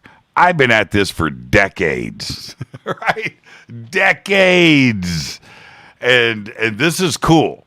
The UAPTF report for me was cool. Just the event itself was cool. But we're here to fight another day. We're going to keep on going. We're going to keep moving this down the field. Somebody just tweeted in, my bad. Somebody just said, the webcam is down. It's not down. It just didn't get turned on. Fox is going to do their special with TMZ this week, right? And is that in 2 days? Right? I don't know. But that's coming up too as well. And we have J.J. Abrams and his 4-part special that I think is on HBO, right? Or Showtime. That should be good. I look forward to that. Yep. Is this enough for that world out there that is new to this? Are you gonna stay with us? Right? Are you just gonna go away where your attention span is only so, and that's it. You're gonna be off into a new subject and you're gonna walk away from this? Because I saw a lot of email that came in that said, Jimmy, if this report doesn't have what I need, I'm out. I've invested too much time into this, and I'm going to move on to something else. I'm going to go build model cars, and I'm going to get into go-karting, and I understand that. But is this enough, right, to keep their foot on the gas? What do you think, Eric? Well, the bottom line is this: if people really want to know, they've got to go out there and prove it to themselves. You can read all the stories, you can hear all the experts, you can read all the reports, and they'll get you excited and it'll get you interested. But the bottom line is they're out there. I've seen them. I mean, Jimmy, I saw them this weekend. We were up there, I'm not going to say the mountain, I'll tell you privately, but we're up there. I found a great spot, 7,500 feet up. I got the night vision. My friend's got the binoculars. We're sitting there, and multiple objects flying all over the place, but one in particular, this was the guy that called in the show a while back, talked about the lady with the Bigfoot. Anyway, and this one object comes over straight over the top of us with naked eye. You don't even need night vision to see it. It was so, vivid, and it was bright, and it looked like it had a little light in the front and a bigger light in the back, and it was connected somehow, but it was not flashing. And it was just moving over the top of us. And then all of a sudden it did that thing like they did in McCloud, where it would just power up. It would just kind of explode in a burst of light, like a star just catching on fire, just bam. And then it would dim down, but it kept moving. And it did it like 7 times. And satellites don't do that. I mean, I don't think we've got a secret project up there that we're experimenting with, exploding lights in the sky. And then shortly after that, there was 3 objects, just single lights in the sky, all coming together from 3 different angles, just crossing one another. And 2 of the objects, as they crossed, they went into another area going south. The other object was going west. And as they went south, they just dimmed out and just vanished in less than a second. I mean, you can see it happening. They either went into a portal or they just shut down their system. Or they just went so fast that they just couldn't see him anymore. But they were there, and so this guy was convinced. I mean, we're up there looking for Bigfoot, but we saw lots of UFOs. I can tell you that much. They're out there. They're real. They're freaking real. Period. They're fucking real. They're real. Wow. Somebody just posted TMZ Fox is tomorrow night. Well, I've got the show, but I'll watch the replay, and I'm sure that... Okay, just real quickly, the week of after July 11th, first, Brad Olson, myself, and Jeff Brunell were going out to Skinwalker Ranch on the 7th, 8th, and 9th. This guy that this Jeff Brunell knows owns the property that's next to Skinwalker, and we have to sign these release forms in case anything happens to be able to go camp up there. We're going to camp up there, and then Blind Frog Ranch is 20 miles from this spot. I've already contacted Chad, so we're gonna put the full blown research team together, and we're going out there. And if I'm sure we'll see stuff. I don't know what yet, but believe me, I'll be calling and telling you about it if we do. Well, July 7th, 8th, and 9th, I'm filming for a new film, so I'm going to be tied up on those days. And I think that's Wednesday, Thursday, Friday, 7th, 8th, and 9th. We'll be out there. We'll be camping on some mountain out there. But like I said, the following week, when you're home and I'm home and the show's happening again, then I'll have some stories to tell. And if Brad Olson and Jeff, they've got, maybe they'll call in or something. But I'm hoping something's going to happen because I'm excited about Blind Frog. Yeah, Blind Frog. Cool. You got to meet the Blind Frog guys. You got to have those guys. Yeah. Blind Frog. I'm all down for that. I wish I could go. Yeah. So there you go. Well, thank you so much, Eric. I'm glad that you were the caller tonight. Right on, brother. On my return after a very long weekend. Next time we have more time, I'll have more stories to tell you because I just skipped over like 10 really good stories because we don't have a lot of time, buddy. I'll see you tomorrow night. Thank you so much, Eric. All right, good night. Right on. Eric Awakening Man going up to Blind Frog Ranch, gonna go up to Skinwalker. Man. But I'm busy. I was thinking I want to go, but I can't. Fade to Black's executive producers Rita Camarion. Show is produced by Hilton J. Palm, Renee, Dennis, and Kevin. Announcers are Steve Harder, Gene Vito, and Mark D. Kobar. Webmaster is Drew the Geek. Music, Doug Aldrich. Intro, Spaceboy, spaceboymusic.com. Fade to Black is produced by KJCR for the Game Changer Network. Syndication is KGRA, The Planet. This broadcast is owned and copyrighted 2021 by Fade to Black and the Game Changer Network, Inc. It cannot be rebroadcast, downloaded, copied, or used anywhere in the known universe without written permission from Fade to Black or the Game Changer Network. I'm your host, Jimmy Church. Tomorrow night, right here, Billy Carson, Disclosure 101. Until then, I want everybody to be safe. It's time to fade to black.